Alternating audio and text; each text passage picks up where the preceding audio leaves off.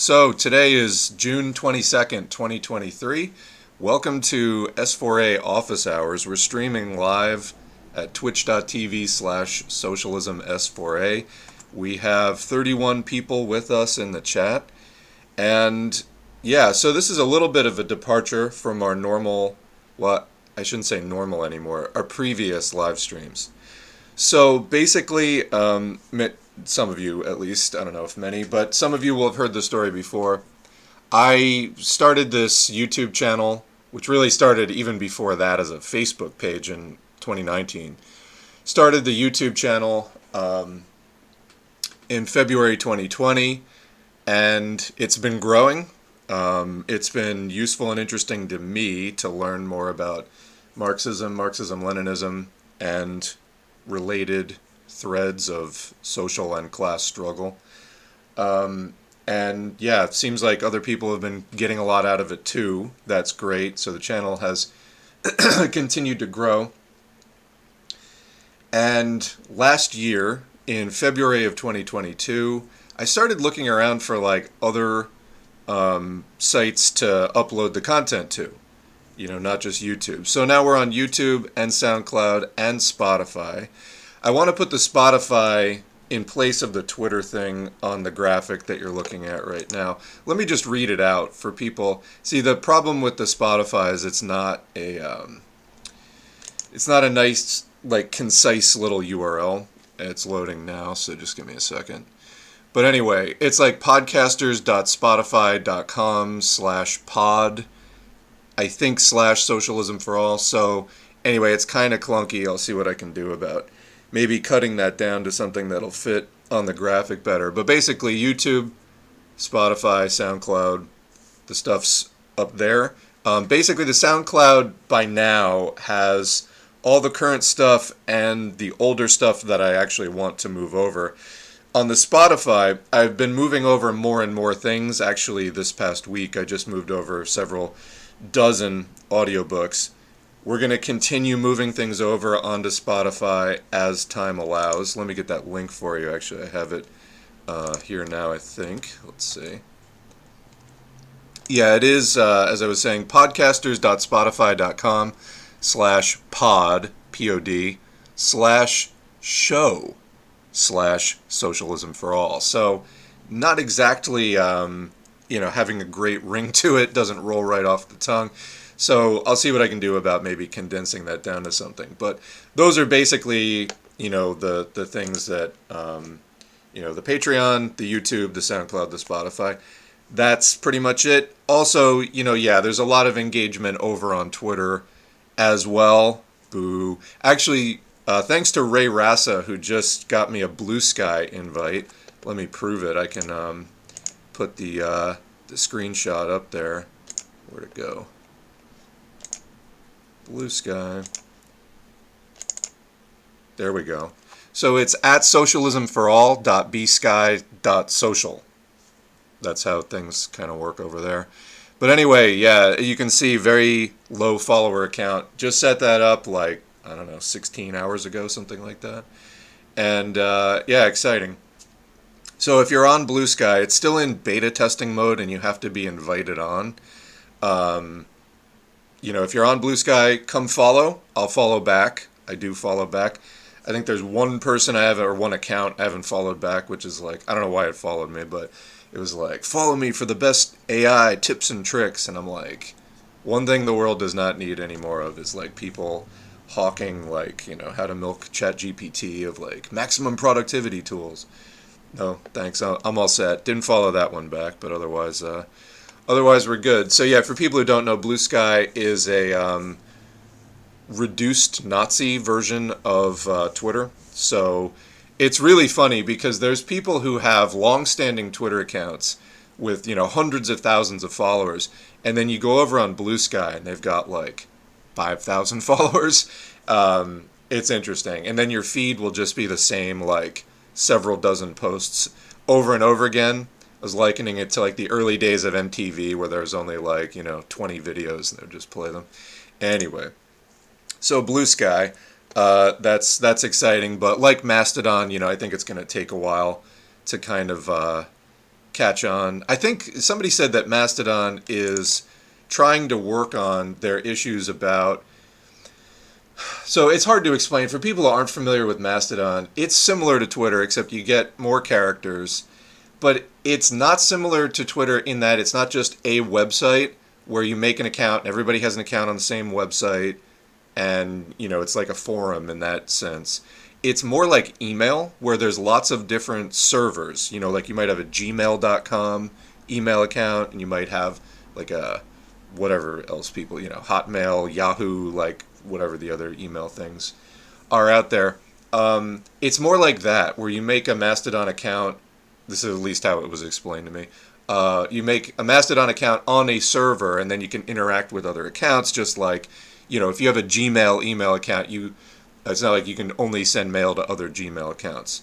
However, the way that it was set up was you couldn't easily browse other servers. You could follow people from other servers, but you couldn't browse them easily. Apparently they're fixing that, or they already have fixed it. I don't know.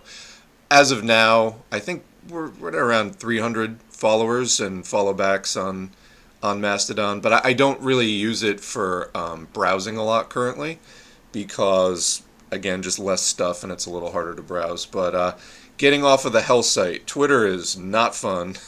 There's a lot going on over there, but a lot of it's bad and kind of getting worse by the day. Elon Musk just, I think yesterday or 2 days ago, announced that cis and cisgender are considered slurs on Twitter. They're considered hate speech.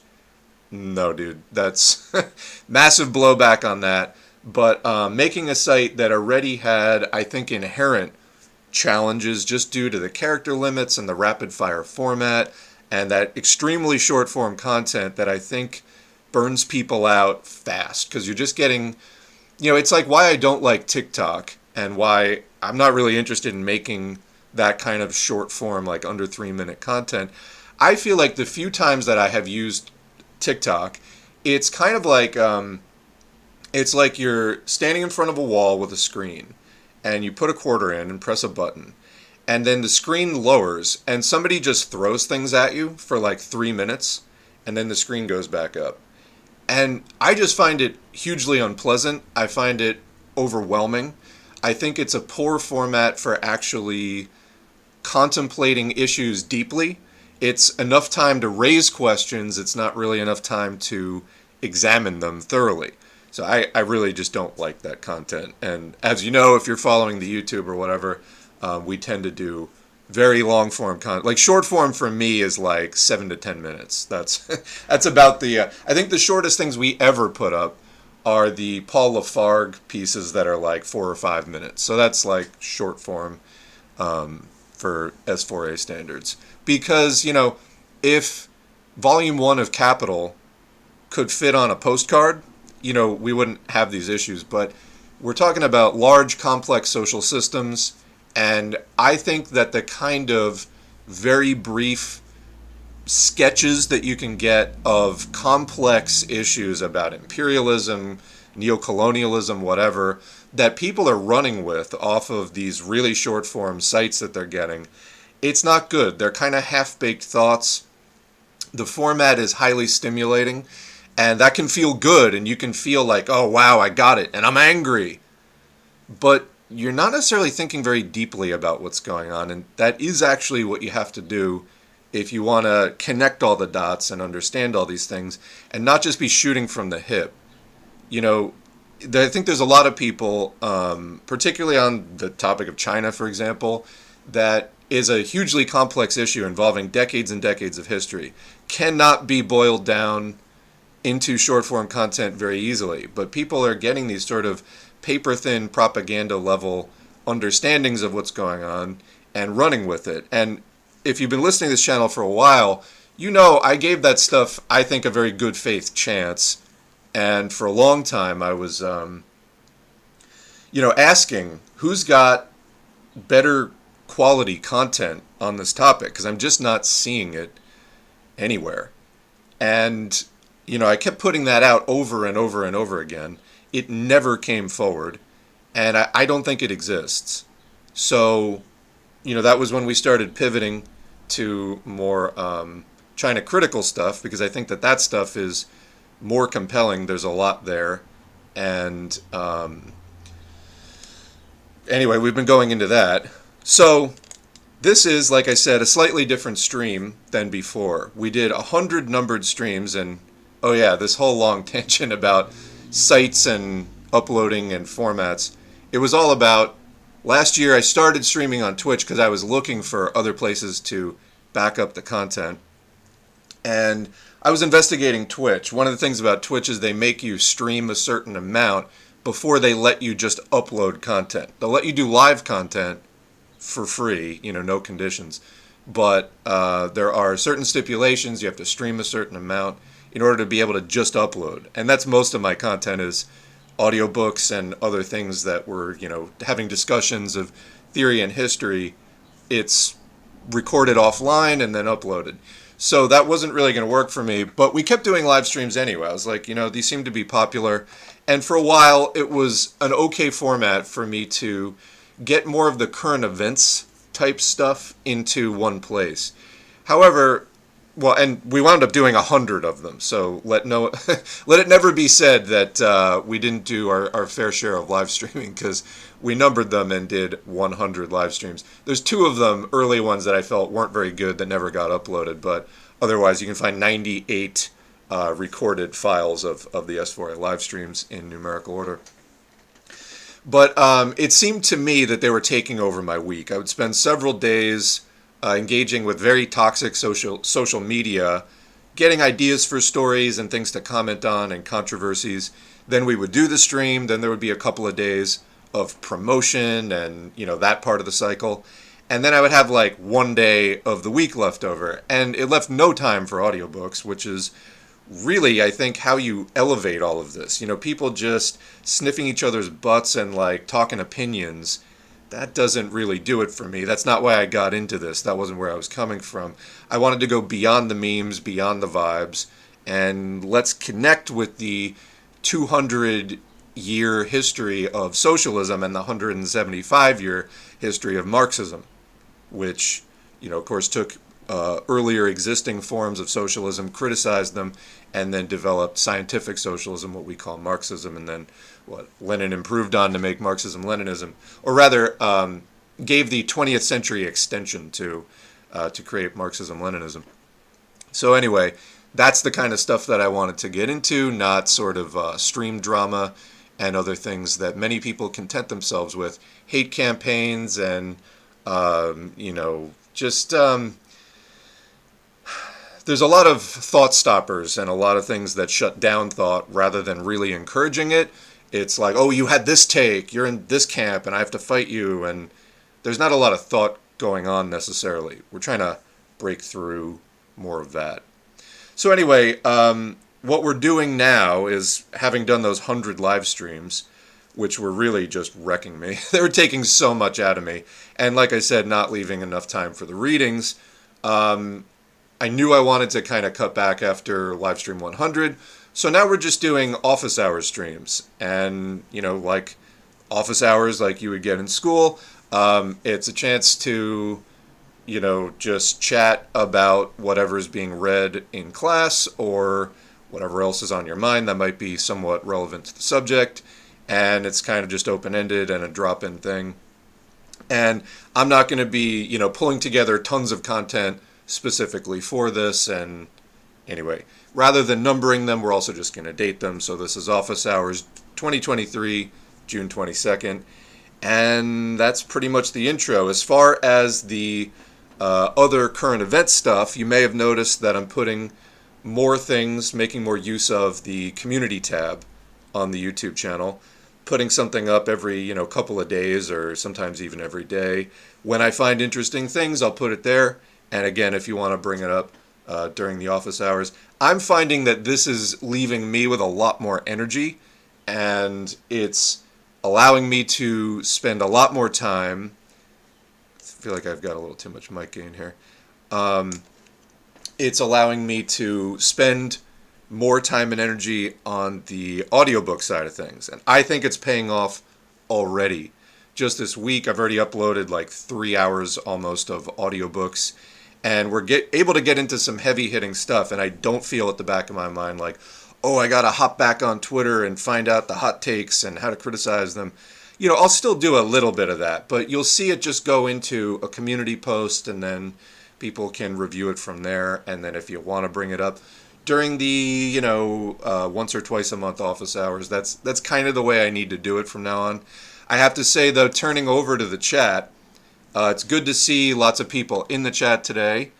And, I miss this. It's good to chat with the comrades here on chat. I do enjoy these. Like I said, it just was kind of taking over my week to the point where I wasn't able to get back into those texts that, again, to me, uplift the understanding, they enlighten, they provide the revolutionary optimism of, hey, there's a 175-year history of Marxism. Let's get into that. Let's tie ourselves into that and help to push that current through into the 21st century and help to build that, because I think it got really beaten back after, the major socialist projects fell into revision. And yeah, anyway, here we are in the depths of neoliberalism, like 4 decades into the neoliberal turn and extreme reaction and scaling back of conditions and rights, and it's fucking horrible. So, basically what we're going to do today is chat and a bit of review of, what I put up on the channel. So if anybody in the chat, we got 45 people there now. Again, twitch.tv/socialism S4A is where we're live streaming. If you want to bring up anything I posted since the last live stream, that would be ideal. I'll review it as well. Or if you have anything else on your mind, we can talk about that too. Before we do get into the chat, I want to mention, we'll go over what I posted soon. The thing that I put up yesterday, though, I want to mention before anything else, Theory and Practice of the Revolution by Enver Hoxha. Just, I don't know what to say, hit the nail on the head. This is from 1977, and it was aimed at the turn that China was making at that time. As you know, basically, China started its, quote, market reforms and building capitalism in abundance in 1978. So this is right before that. And this is, so the late Cultural Revolution period, which we've been talking about a fair amount. Specifically, this piece, which is only an hour long, was directed at the Three Worlds theory, which is, by the Communist Party of China, officially attributed to Mao Zedong. However, it basically made its first tentative debut in 1974. Mao is said to have included Three Worlds theory type remarks in a conversation he had with the president of Zambia. I think that was in February of 1974. Later that year, Deng Xiaoping, who would eventually take over after Mao's death, and oversee that whole post-1978 period, included the Three Worlds theory in a speech at the United Nations. Then nothing, or at least nothing major, put forward about Three Worlds theory. Then Mao dies. Then in 1977, same year as Hoxha publishes this, criticizing it, the Three Worlds theory comes out in People's Daily, and there's a major piece touting it as this massive contribution to Marxism-Leninism and Mao Zedong thought. But is it good? And, there's a secondary question of whether this was actually the work of Mao Zedong or whether it was the work of Deng Xiaoping and the other obvious capitalist roaders in Mao's name. I don't really care, because I'm not really personally invested in Mao Zedong as an individual. I think that worst case scenario, if he was involved with this, then he made a number of substantial contributions, some very good writings, and obviously leadership earlier in his career. And then worst case scenario, he got kind of shitty in the last few years, if this Three Worlds theory really is tied to him. Obviously, when they went big with it, it was after he was dead, so he couldn't really, dispute it at that point. So we don't know, but I don't really care. So that's not really my concern. The point is fighting revisionism, and credit to Flashy for, I think, pointing out very accurately that what we've been calling campism, and people generally have been calling campism, as far as the whole, lesser evil imperialism, and, it's sort of like the old, like, anybody but Bush, anybody but NATO, kind of supporting just anything that expresses, like, anti-US, anti-NATO sentiment, but that isn't necessarily tied back into national liberation struggles that are led by the proletariat and their allies. In other words, that are valid in that they eventually do hook back into class struggle for socialism and aren't just, espousing the building of capitalism on an indefinite basis. That what we've been calling campism is really more properly Dengist three worlds theory. And I highly recommend, we're streaming now, but otherwise stop what you're doing and go listen to Theory and Practice of the Revolution, because there are so many highly germane, very relevant points made in there that are just literally just cutting edge current events still to this day, because we're still in that overall framework and we're in that overall ideological struggle that started back then. So highly, highly recommend that. And I do agree, whereas, we were criticizing loosely what we were sloppily calling campism, because campism at one time was a thing. We covered this. Stalin wrote a piece called Two Camps in 1919, when there actually was a socialist camp. When the not the USSR yet, but Soviet Russia was new, and hey, there's now a national scale social revolution that occurred. You got a socialist camp. Socialist camp has entered the chat at that time.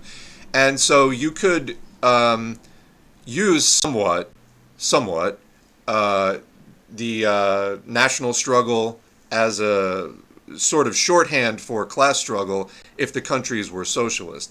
However, with the retreat away from class struggle and from socialism, that's no longer really the thing. So it's referred to as campist when it's just sort of, anything against the U.S. is like fine, good, and worth supporting. No, don't do that. And this really does tie more into the three worlds theory, which is tied to revisionist China. So we're going to be digging into that in a lot more detail, so stay tuned. This is what I'm doing with all the energy that not streaming so much is freeing up, and kind of getting back to the roots of like, hey, let's actually understand what the hell we're talking about, instead of just trying to say it the loudest on streaming or in the most insulting way or whatever. So leave that stuff to the liberal merry-go-round of Twitch drama. All right. So let's get into the chat, and then we'll continue making reference back to what's new on the channel and everything like that. No, I have not been following the situation in Argentina closely. However, the U.S., which of course, many strings of the global economy are tied back to the U.S., it's just the way they got it wired, is on the precipice of a gigantic collapse. The recession, we covered a while back some stories, I think out of Business Insider, talking about a correction of biblical proportions and stuff like that, probably to begin in the summer of 2023. Well, happy summer, because literally like yesterday was the solstice. So we're there. And what we're probably going to see in Q3 and Q4, the rest of the year, starting in July, is more rate hikes. So debt becomes more expensive. It gets more expensive to take out a loan. You're going to be paying it back at a higher interest rate. What does that mean? It means that businesses that are struggling are going to be more likely to fold up than to gamble on taking out another loan. It means that the housing market, which is central to a lot of this, it was central to the 2008 global financial meltdown, first major crisis of capitalism post-World War II. We're heading into another situation where we had the pandemic recession, 2019 into 2020. This is probably going to be another huge turn, and we don't really know where the bottom's going to go. But I've been watching a lot of analysis of that, and posting some of those videos, sharing them over on the community tabs. I highly recommend. I got more to share, but highly recommend checking those out, especially the last one. That there's like a yellow bar on the video. It says the Fed just pivoted. If you're going to watch one, watch that. It's like 15, 16 minutes long. Lots of indicators that basically we've been in this age, or not age, but era, recent period of extremely high prices. Basically, the inflation has just been growing and growing over the last, I don't know, since like 2016 at least, to a really significant degree. By the time you're getting into 2019, 2020, prices are just huge. Temporary brief crash in prices in early 2020. Then the stimulus checks go out to people. Prices go way back up again. But they've been kind of plateauing now for like a year, since last spring and summer 2022. Prices have been kind of plateauing, and indicators that they're about to, or that in some sectors they're starting to drop. Already some states are entering recessions, and they're kind of big states. California, New York, Massachusetts, things like that. The real estate market nationally is not tanking yet, but certain areas of it are. The entire West Coast and Florida are examples of this, where prices are falling, 30, 40%. And this is the sort of probably opening salvos of a big, big crash, especially as the Federal Reserve is indicating it's going to keep hiking interest rates, just tightening things up further. Loans are expiring, the quantitative tightening, letting the money supply dry up and have there be less money out there. That's underway as well. This is probably heralding a large crash. So what does this all mean? Well, deflation, and I mean, most obviously, but also hard times, because a lot of these businesses that are going to be closing, throwing people out of work, and not a good thing for us as communists. This is going to be a period of unrest that we need to be ready to agitate on and give people explanations of what's going on. Agitation is drawing out their concerns and complaints. Educating is the next step. It's agitate, educate, organize. Agitate, draw out people's complaints. 80% listening, 20% talking. Then educate. Explain to them, the class roots of this problem. Capitalism is at the root of this. And then organize. It's time to organize, and we need to be, this is the real weak point, because, people ask, what should I do? What should I join? There's not a lot of good stuff out there, in my opinion, to be joining. You could, so my standing recommendations, which are up on the YouTube About tab right now, is if you're looking for a Marxist-Leninist study group, sort of proto-party, you might try Politsturm. That's probably the thing I've seen the best stuff from so far. Beyond that, that's for Marxist stuff. The other advantage of Politsturm is it is international, so you're getting beyond that just sort of U.S. perspective. Beyond that, get to know your local left. There are things going on in your area. You have to connect with them and find them. Labor unions, labor union support, tenant union support. There are, in places that have direct ballot referenda, fights for minimum wage, fights for rent control, fights for various things that can be the hub of building class consciousness and that sort of thing. So you got to get out there and network with people. You can't just conduct this from sort of, an online position. So anyway, I think that there is the recession, maybe depression, that people have been wondering about for a while, seems like it's on track, and there are a number of indicators that is inbound.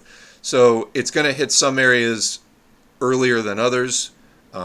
Consumer spending coming down, there's a lot of indicators of it. But next comment, Cornell West is a joke. Yeah, so I put up two pieces expressing my position on the Cornel West thing. So after having supported Bernie Sanders, particularly in the 2015-2016 run, as I think a positive leftward step for the U.S. left, which has been without an organized left for a very long period of time, It was only after 2008 that people really started talking about capitalism by name on a widespread basis. Okay, well, let's do what we can with that. That happens in late 2008. Remember, that was September, the big crash. By 3 years later, fall of 2011, you get Occupy Wall Street.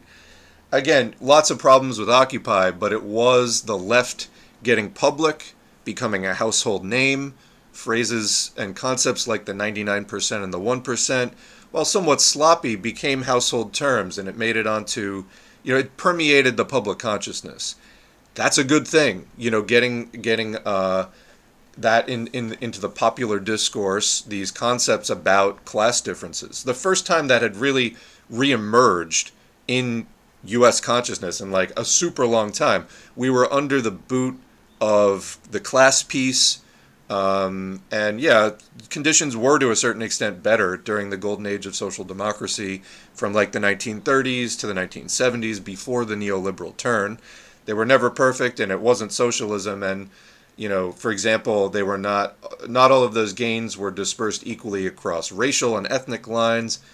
And of course, if things were much better, you wouldn't have seen, for example, in the 60s, the civil rights movement, the new left, second wave feminism, fighting for more of the rights that just didn't exist at that time. So that was ongoing, but then in, around that time, 1970 or so, the capitalist class decided that they needed to do a counter-revolutionary project, push back on all of these progressive movements that were popping up, and the neoliberal turn basically undercut it all. And we're, like I said, several decades deep into that deregulation, privatization, and defunding of public stuff to where we're just near the bottom at this point. So again, Occupy Wall Street in 2011, hey, the left is kind of back after severe suppression for a while. Okay, that's good. Pulling that out of that dusty old box in the garage, it's going to need a tune-up for sure. I think that was ongoing throughout the 2010s. The Bernie Sanders thing took, for example, a lot of the demands of Occupy, or at least the concerns that had been raised during Occupy era agitation, like the foreclosures and the leftover, we didn't get Medicare for all, for example, the leftover healthcare debate that was pretty much abandoned by Obama-era Democratic Party. Pick that back up again, and a lot of the other things that people want, that, the more forward-thinking people who are a bit more class-conscious in the U.S. were talking about, and hey, we need to fix this, this isn't right. Picked that back up, turned it into a campaign that did clearly articulate this, and took it on a stadium tour and a tour of all the cable news stations. And that was a step forward. I think it drew tens of millions of people closer into standing up for themselves and fighting for that.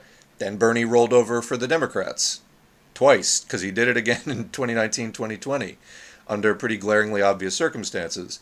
And so we're left now with, I've been saying since that time, since 2020, we need that Bernie moment again. People rallying by the stadium full around a left-wing message, but we need to do it outside the Democratic Party.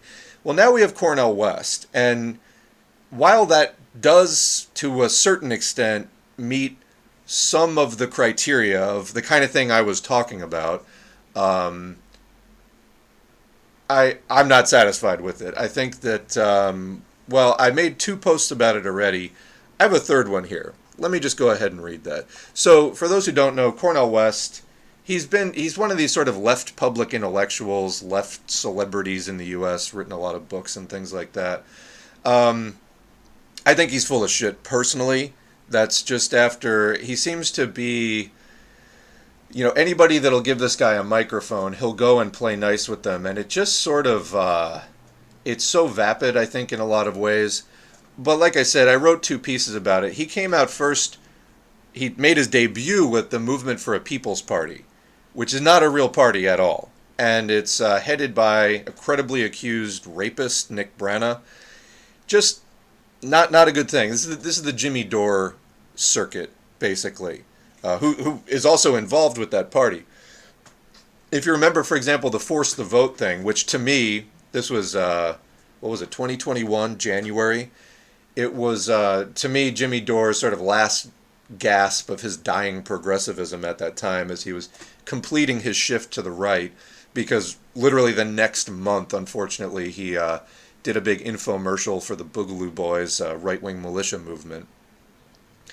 But, like I said, this, in my opinion, the sort of last gasp of his dying progressivism, which he used to be a lot better. You might not realize that if you were sort of new to Jimmy Dore around 2020, was better for sure.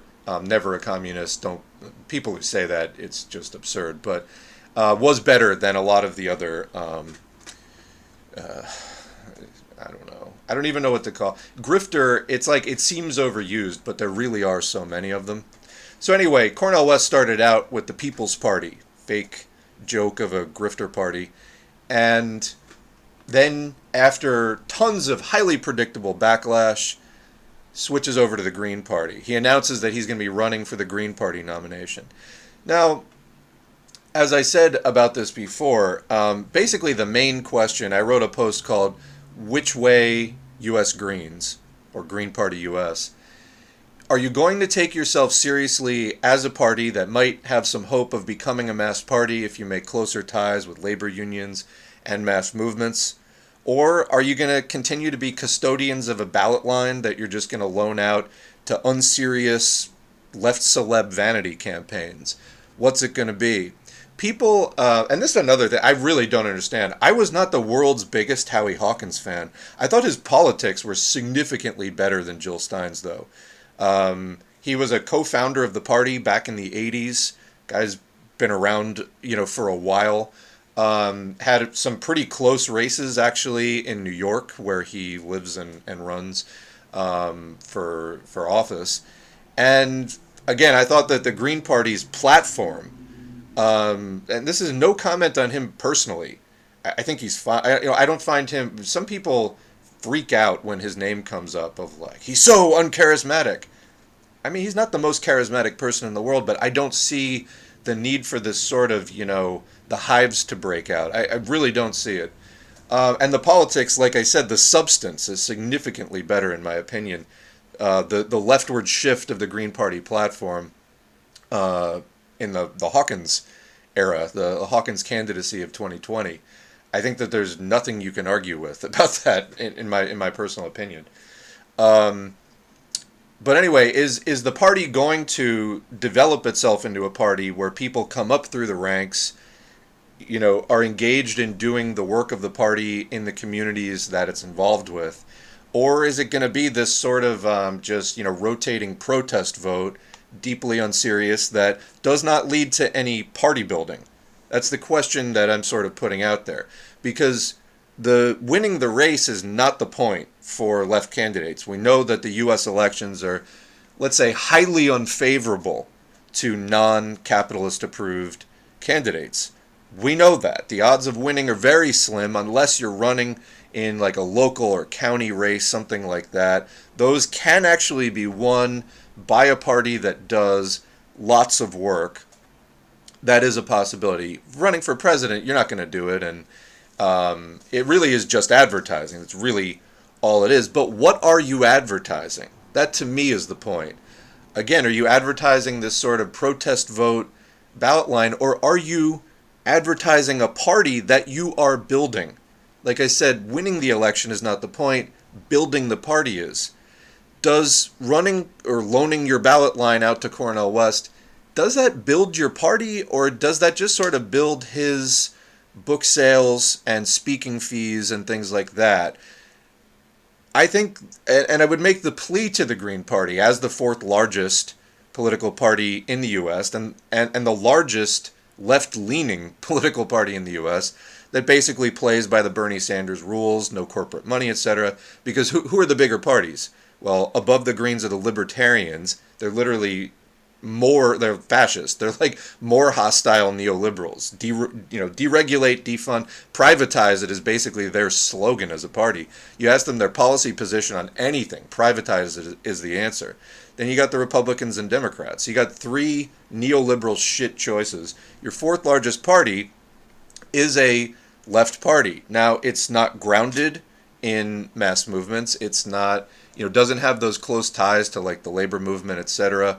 Not firmly grounded in that proletarian class conscious soil, but has the potential to do that. And in coalition, I think, with other smaller left parties, does have the potential to build a fighting left movement that is actually organized. You would need to see changes in a number of things, but that would be worked out by the millions of people participating in the party.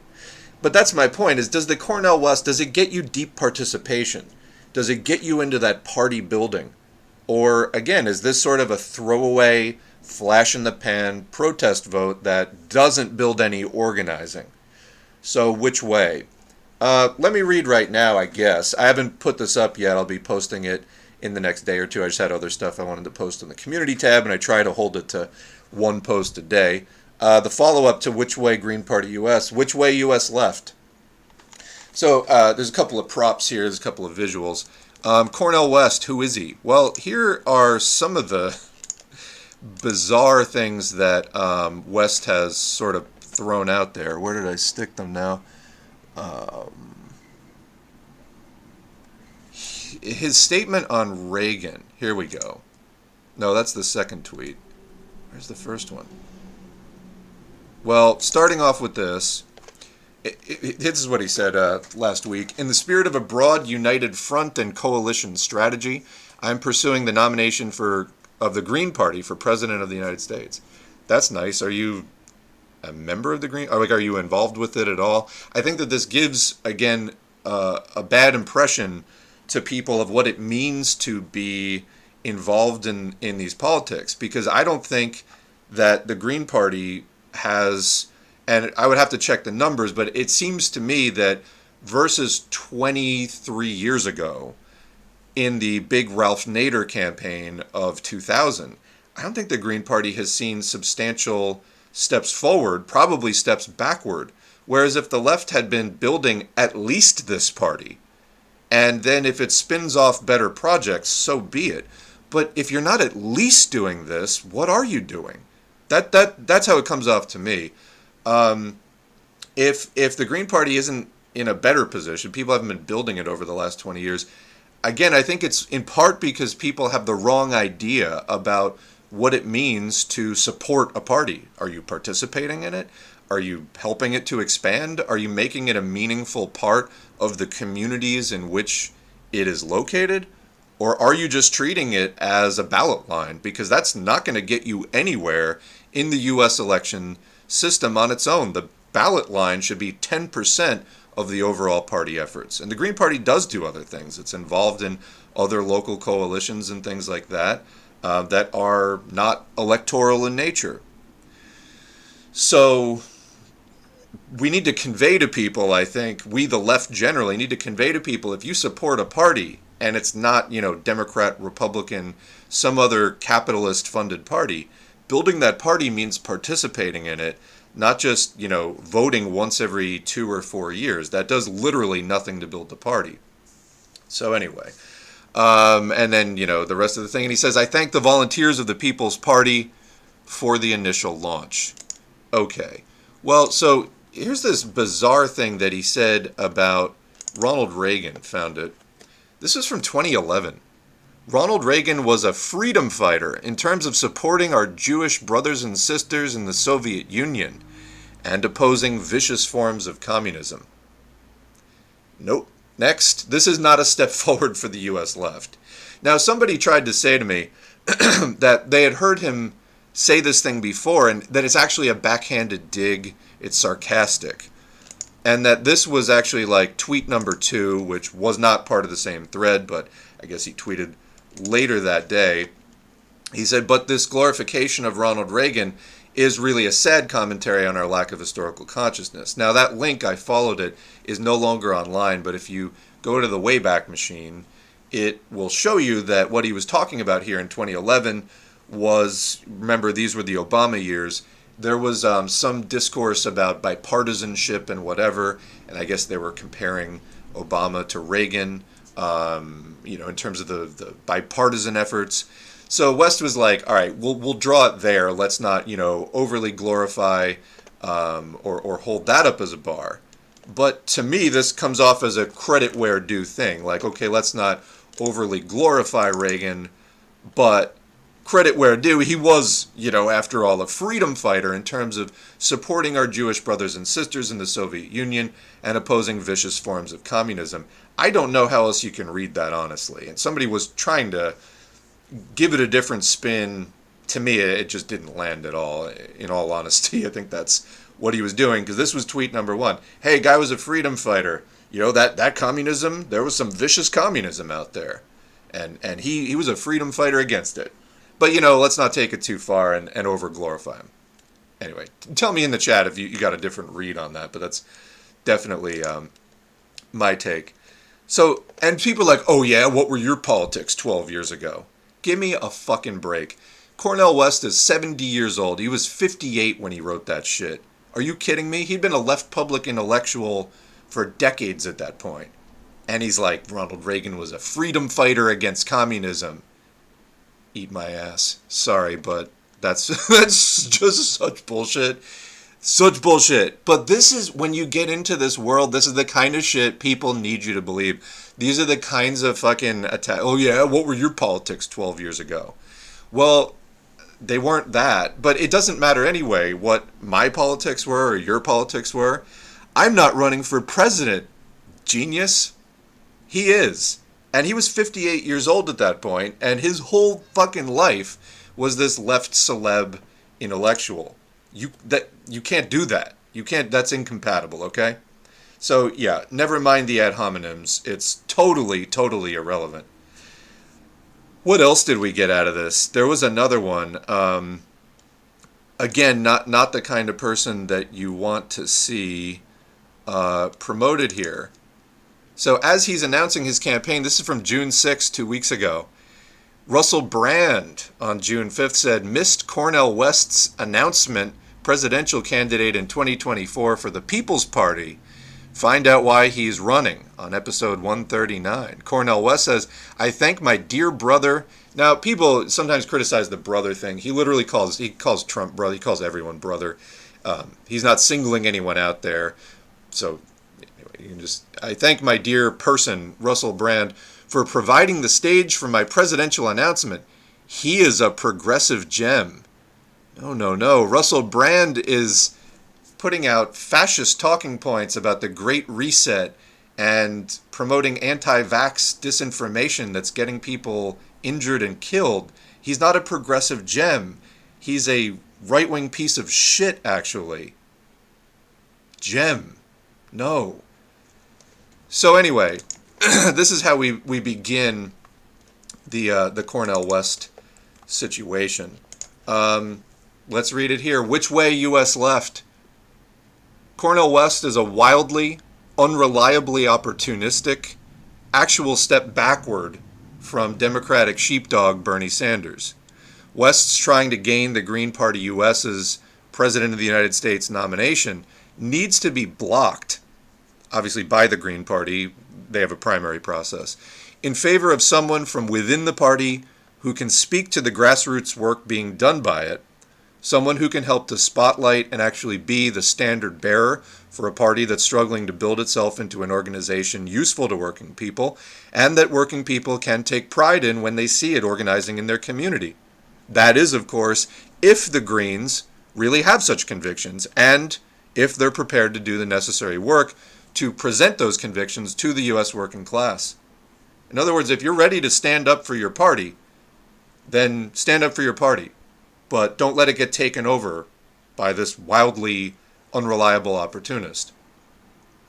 I understand, truly, that so many people in the U.S. in the depths of intergenerational poverty and despair, disconnected from class-based organizing efforts which have been systematically derailed over the past few decades, also traumatically alienated from meaningful, comforting social connections in daily life, have come out desperate for a short-term political fix. However, What we need is independent party building and connections with the labor movement, not empty, flash-in-the-pan, leftist celebrity media stunts, nor to loan out would-be mass left parties' ballot lines to left public intellectuals, TM, who have no connection with the day-to-day and are out primarily for book sales and speaking fees for themselves, ready to suck up to potentially anyone who will hand them a microphone and a chance to speak on cable news. And that's in general. That's the principle. Even if you are going to run a leftist celebrity media stunt, Cornel West specifically is not it. The good news here is that West's move to try to grift and usurp the whole of the semi-organized, broad U.S. left, and I really want to stress semi-organized because there's not a great deal of organization going on. Like I said, I think the Green Party has actually shrunk, decreased, since, over the last 20 years, because people won't get in and do the work of building it, and then we wonder why everything's getting worse. You won't even build the Green Party, and yet, what do you think? Is some solution's going to drop out of the sky? Clearly, a lot of people have not weaned themselves off the teat of the Democratic Party. It's an abusive relationship. Get out of it. And unfortunately, yeah, it's a somewhat disorganized, not quite a wasteland, but we got a lot of work to do. I'm sorry if that isn't to your taste, but nothing's going to get better until we do it. That's the hard truth here. We have to do this ourselves. And when you don't even see the broad left putting an independent party together, and again, the Green Party is the obvious choice there. It's ready to go. It's set up in all 50 states, at least to some extent, and so on. Why you wouldn't build that, but sit around and do nothing instead, really does not speak highly of your motivation and your sense of responsibility for improving the situation.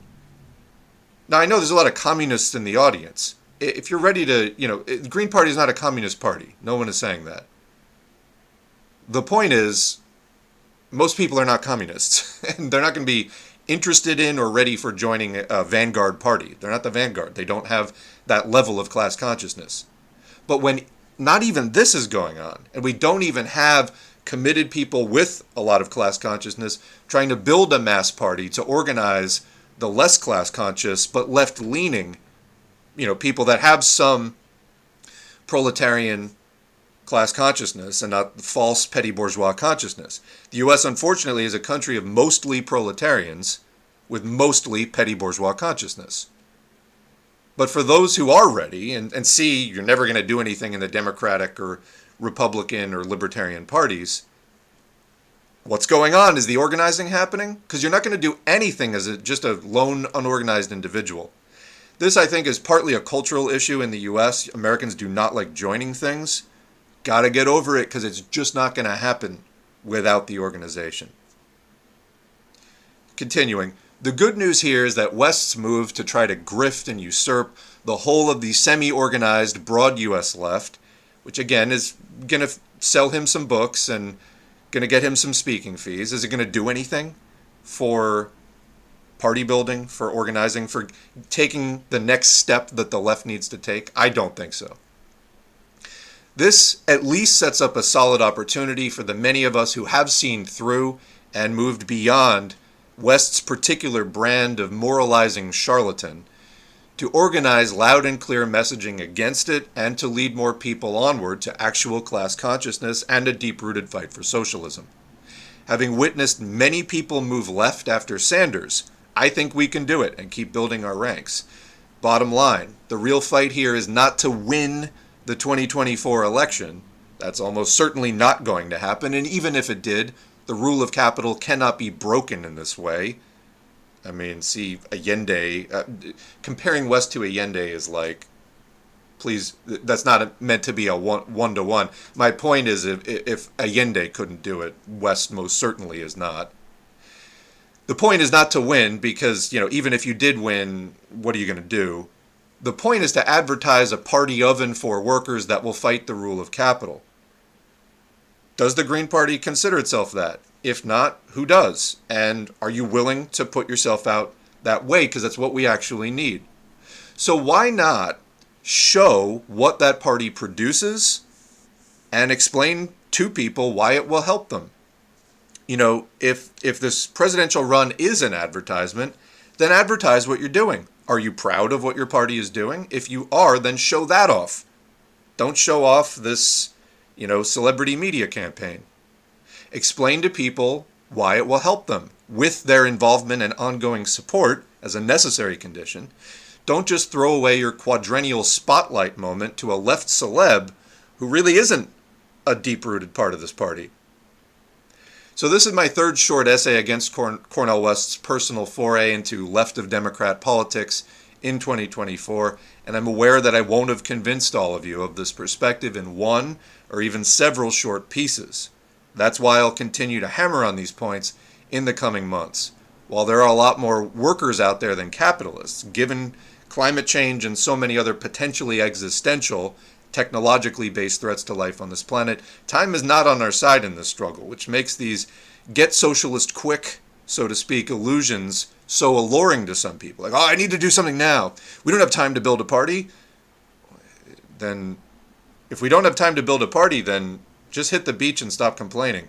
You know what I'm saying? Like, you're done then. If you don't have time to building a party is the only way out of this. So if you're saying we don't have time to build a party, then I don't want to hear anything else because we're done. You're not going to do anything as an individual. So, these Hail Mary passes just get more and more desperate.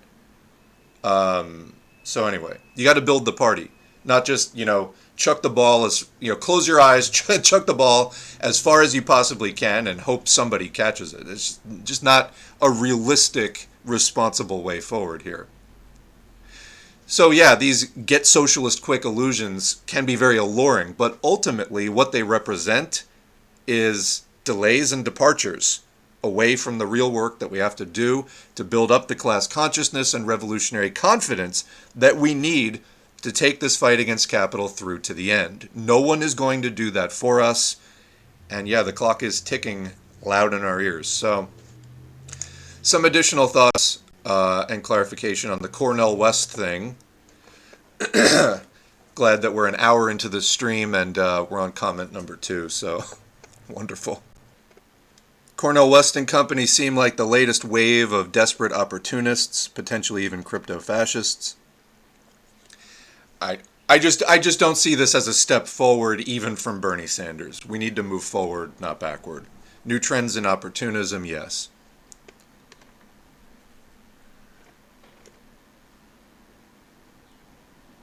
Thanks to Ray, by the way, I see in the chat for that Blue Sky invite. Really appreciate that.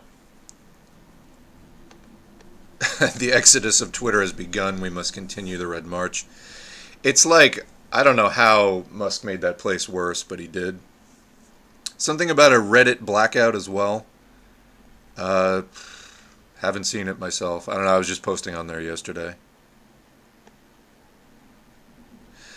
Probably why, we're talking about TikTok and the short form content criticism. This is probably why Midwestern Farce is way more popular on TikTok than Twitter. They totally lack nuance and misinform people. So TikTok works well for them. Meanwhile, they get clowned on Twitter, where people actually, of course, have time to think about what's being said and respond thoughtfully. Yeah, I don't know. I will say one thing about that. They made a post recently complaining that people were lumping them in. They seem to be sort of the next rising star in the patsoc lineage. Sort of went Maupin to Infracell to Hinkle. Now it does seem like Midwestern is sort of next in line. Although they're trying to be smarter about it, I think, while going down a very similar road. But they are trying to be more suave and smooth and discreet about it. That seems to be a widely held view at this point if you go into the comments on any of their posts, and I think it is substantiated. But they're making a post recently complaining, hey, I'm actually a member of CPUSA. Okay, I mean, it's not hugely redeeming in the first place, but I'm not a Larouchie, and I don't work with Larouchists, etc. So I'm not sure, I know I shared this on Twitter, but I mean, if you're not working with LaRouche people, what was this?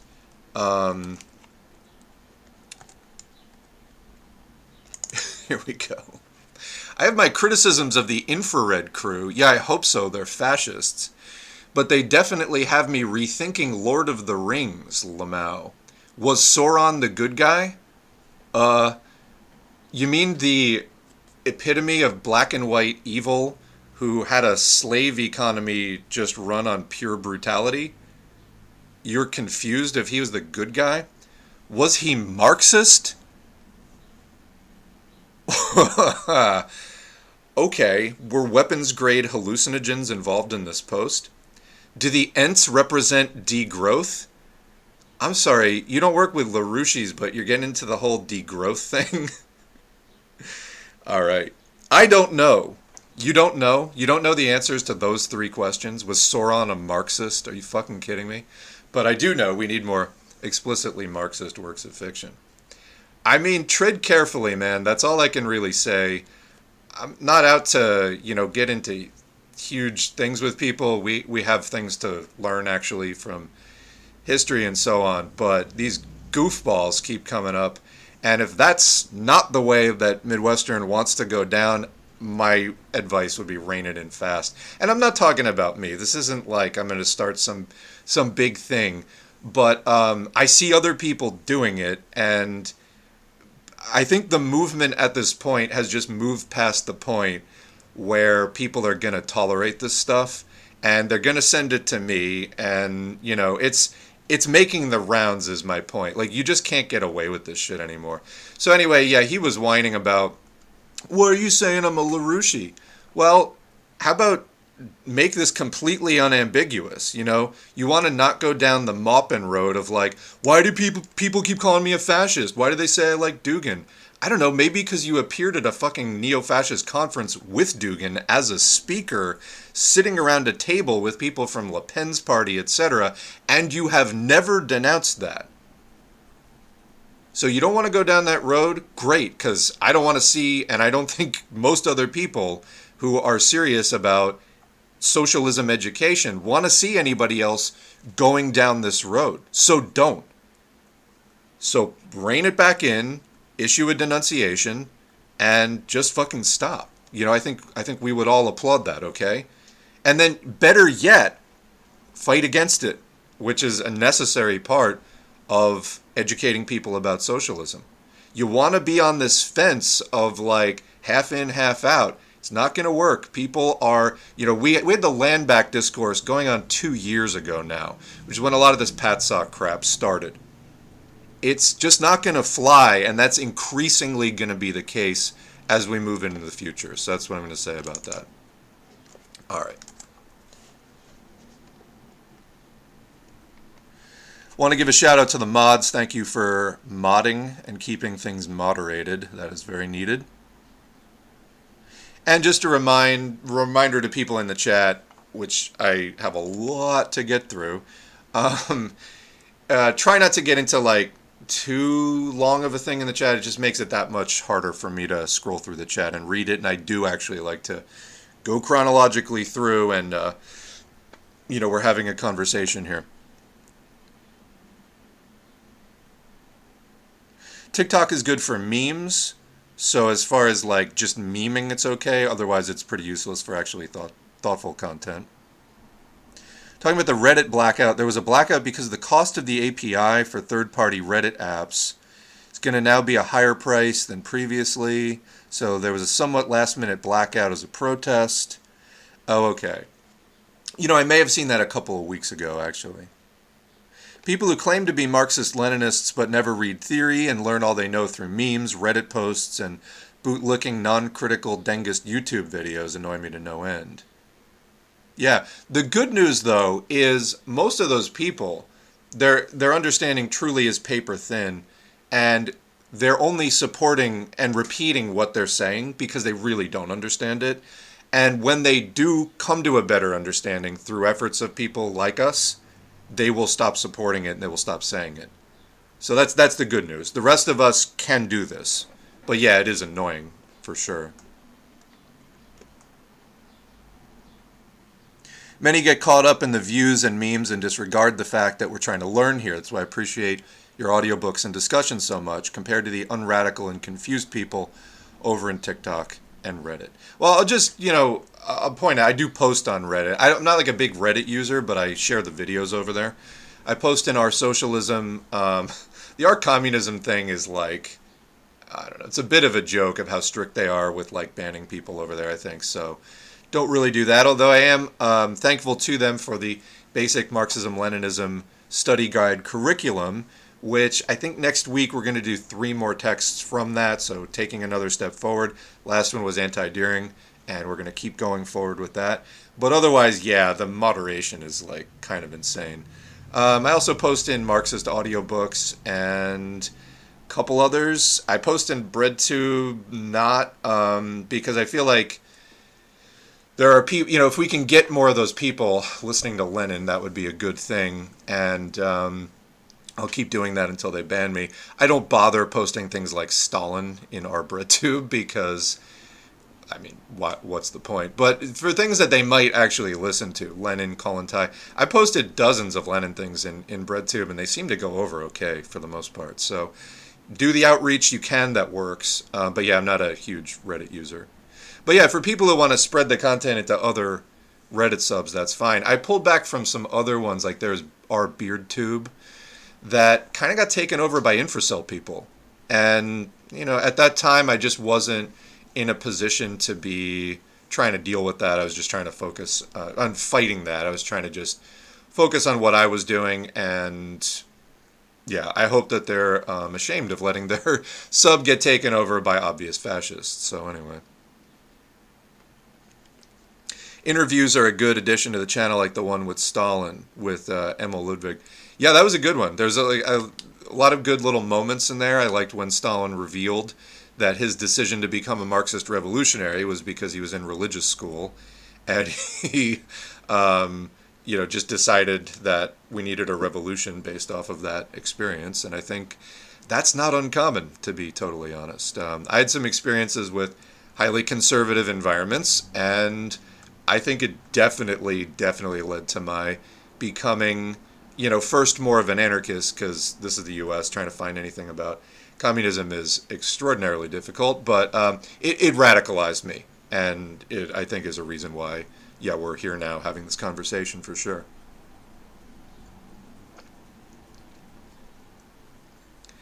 Yeah, there's a couple of, there's another interview with Stalin and H.G. Wells, which I love that one. It was one of the first audios I put up on the channel, actually. Anyone who has gotten into an argument with any run-of-the-mill liberal has had that conversation before, and that's what I love. It's from like a century ago. But, many core features of capitalism are just, they were in effect then and they're in effect now. We're in the same general period. And liberals still think the things that liberals think, and communists still have the same criticisms because we haven't changed the system. In other words, those arguments that H.G. Wells was making, that today's Facebook liberals or whatever are still making, they're not going to go until we have a revolution. Literally, it will take a revolution. It will take ending capitalism to clear that out. And even then, they'll probably persist for some time until it's fully stamped out. But yeah. Been on Blue Sky for a day, and Twitter is already obsolete to me. Yeah, it's a much less toxic environment so far. All right. Welcome. Somebody's been listening since live stream 60, but this is their first time making it live. Welcome. Yeah, totally. Cutting back on the live streams isn't even about trying to put less content on the channel. It's trying to achieve the balance of content that works best. I felt like I was having to work 5 times as hard to do a weekly live stream, which then I wasn't covering everything in the one stream. It was spilling over into 2 streams. That's just a lot of, stuff going on there. And it was leaving me no time for anything else. And then when I don't do the readings, I'm not having time for the readings and getting into that. Or if I do them, I'm so worn out that no comments are even coming to mind. So it's less engaging to the listener. It's just, I feel like the overall channel is sort of going down.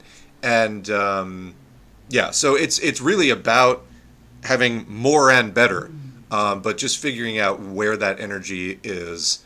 It's being economical with the energy. Where do you get the most bang for the buck? And definitely, to me, I think that the results over the next few months will speak for themselves. Over on Juche Gang's stream the other day, we read a Kim Jong-il piece about Revolutionary Party building and practice, and it was really good. Yeah, when you hit on some older text, it can be from 1954, but if it speaks directly to the problem that you're having, it's just so liberating. And it's like, oh, I could have gone around and around and around on the liberal drama carousel for 15 years and never gotten those answers. That's why we launched you got to listen to the old masters, as it were. I mean, the people who figured this stuff out years and years and years ago. We don't have to reinvent the wheel, and it's just never going to come from liberal thinking. You got to make that leap.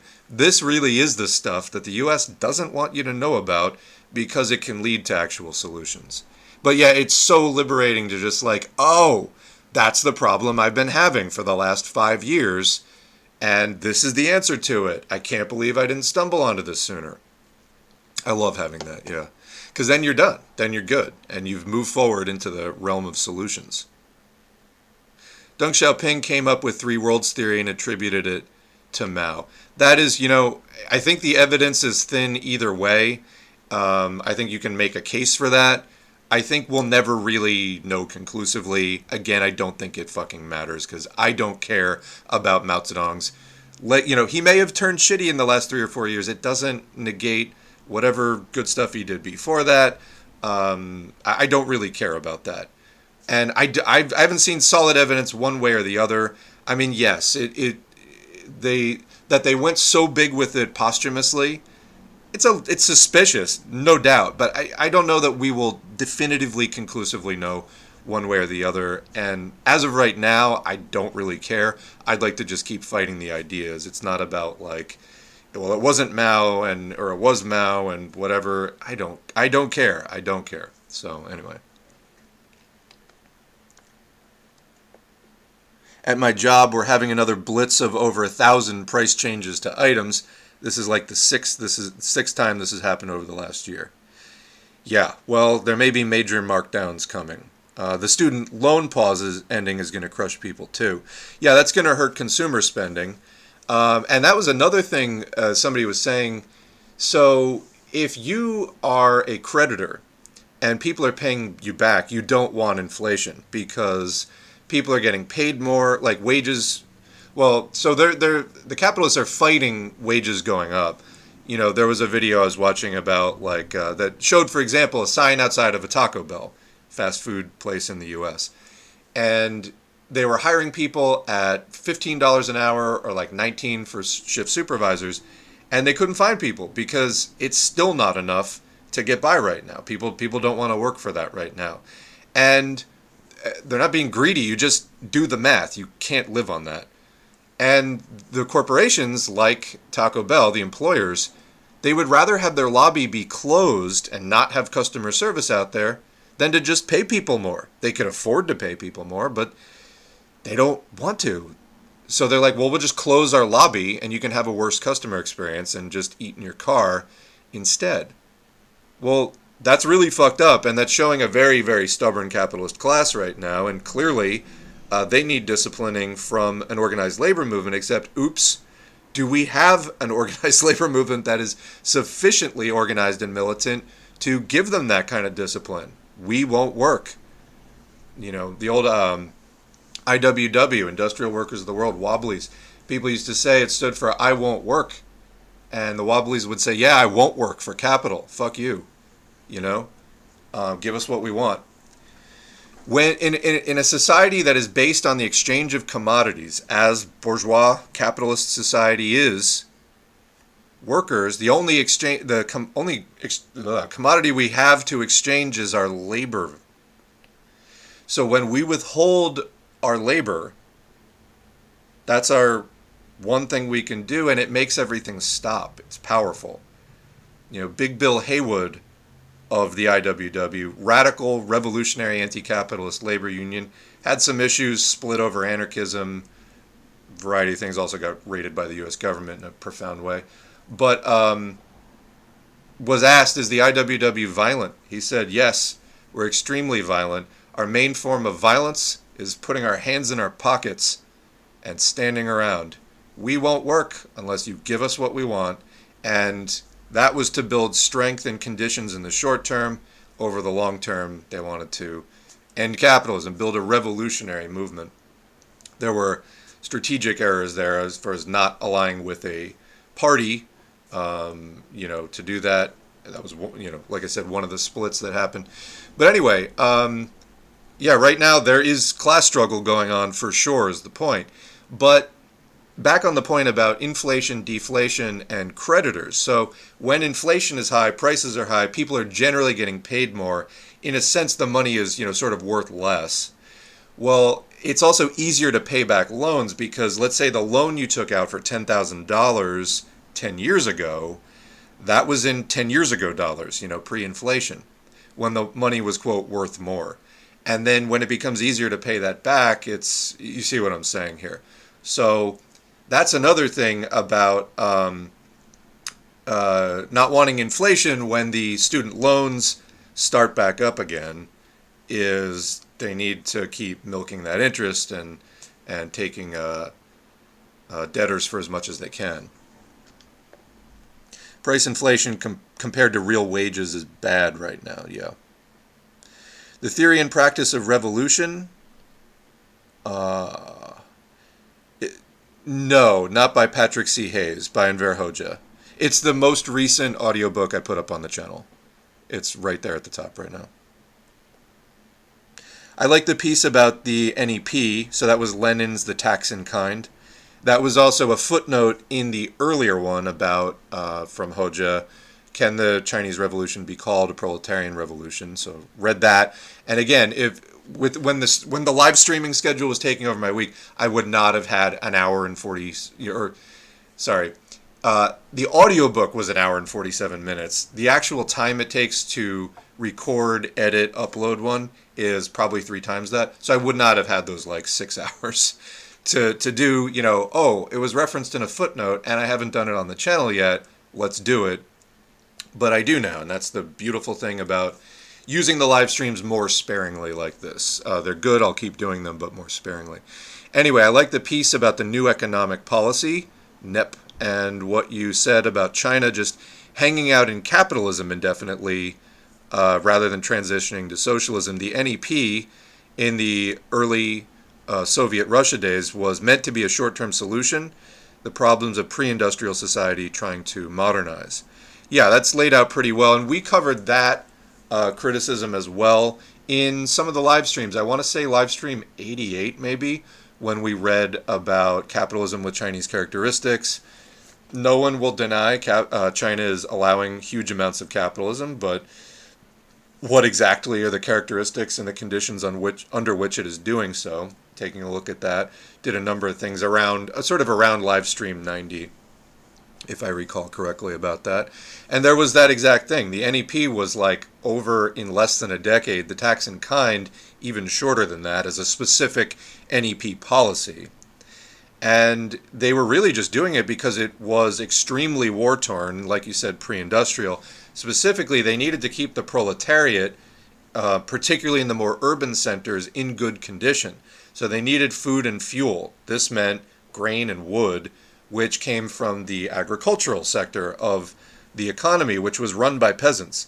And so basically, I'm simplifying, but the Bolsheviks said, look, there's a lot of profiteering going on right now, and of the 5 major elements in the Soviet Russian economy at that time, it was pretty much the petty bourgeoisie, including the peasantry that sold their grain for profit, and the private capitalists fighting to profiteer and make huge profits in that crisis and emergency situation. Still, they were profiteering, versus the state capitalism and the socialist elements in the economy.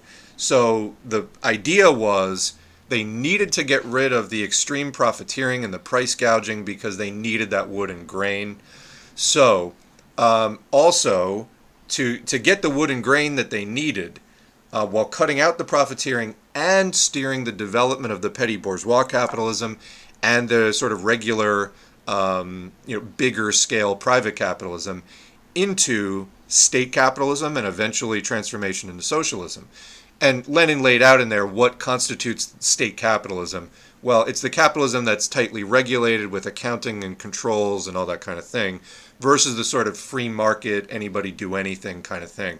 So they're like, look, we see right now that the major struggle we're having is the petty bourgeoisie and the private capitalists struggling against the state capitalist regulated elements and the socialist elements. So what we're going to do is we're going to allow you to, within certain limits, conduct business at a profit. We're going to collect a certain amount of grain, and we're going to leave you the rest. And the rest that we leave you with, you're allowed to sell at a profit. However, if you profiteer and gouge, and shit starts getting crazy, and you're not looking out for the overall interests of what's going on here, we're doubling the penalties. So that was how they tamped down on the profiteering. They more strictly outlawed that. The compromise, the bone that they threw them was, we're going to let you run, we're going to take a certain amount of stuff as the tax in kind. We're going to just take the grain that we need. What we're leaving you with, yes, you can trade at a profit, but if you profiteer, there will be severe penalties. This ran until not that specific policy, but this overall period, which some people wanted to do away with it immediately. Some people were like, yeah, let's do it. They all knew that they were playing with fire by doing this, but they felt it was necessary to just keep taking steps forward rather than having the whole thing fall apart, which obviously is less desirable than playing with fire and taking tenuous steps forward. Stalin started moving out of that in 1928 in a major way. So it was less than a decade. The idea is you don't just keep doing that indefinitely. You do it for as short of a period of time as possible, because it's going to get out of your control sooner or later, and that's kind of the point. So somebody in Boston here, about to move to Queens, New York, can confirm prices are fucked out here. If you can postpone your move, and don't quote me on this, but everything I'm looking at is, if you're able to wait 6 or 12 months, housing prices are probably going to be much lower. Then we're literally at an all-time high of housing prices in the U.S. right now. And again, I shared a couple of videos on that. I'll share more on the community tab. Check that out. But we're probably, and the crash is already, like, there's an inverted yield curve on the treasury bonds. Every indicator of a depression or recession is starting now. And again, some of the major states with the largest economies are already in recession. So it's coming. Housing prices most likely are going to tumble dramatically. It's just less profitable for people who invest in real estate to do that. The cost of the loans is going up. Profits going down, so they're going to start dumping things. Prices are going to come down most likely sharply over the next how long do these recessions last? I think the average is somewhere around 30 to 36 months, something like that. It can vary. Sometimes they're shorter. Sometimes they're longer. You look at the curve after 2008. Now, it had already been coming down prior to when the meltdown was declared, and Lehman Brothers and all that in September 2008. It was already coming down in 2006 and 2007. But that was where it hit the breaking point and the bottom fell out. And then prices stayed low in a trough through 2009, 2010, 2011, and so on. So anyway, that's coming up. Very, very, very bad time right now to be looking for housing but this is the problem with capitalism is you can't live a dignified life like this, putting your life on hold for years and years and years on end just because the market is super unfavorable. Okay, this is part of why we want to get rid of the system. It's unstable, and you can't move around when you need to move around. You can't change housing when you need to change housing because of the vagaries of the market, this market anarchy that we live with. We need a planned economy that irons out a lot of this and makes it much more stable so that, hey, you want to move? You can move. You don't have to wait for the price curve to come back down to earth again. But yeah, unfortunately, housing prices at the moment are at historic highs. So, yeah. I think you mentioned Hoxha's Imperialism and the Revolution in a recent upload. If you plan on reading that eventually, yes, I am. Actually coming up in the hopper very shortly. Because we're going to be doing more, like, a deeper dive into this Three Worlds Theory stuff. I would suggest reading the PDF version because the HTML on Marxists.org is riddled, all caps, with spelling and grammar errors that might interfere with the flow of the recording. Can confirm that in reading Theory and Practice of the Revolution, I was able to get through it, but it was translated from, I guess, a German version, and yeah, the translation, I had to make a number of educated guesses about what was being said because, yes, I had to stop a number of times, just literally scratch my head and be like, what does this sentence say?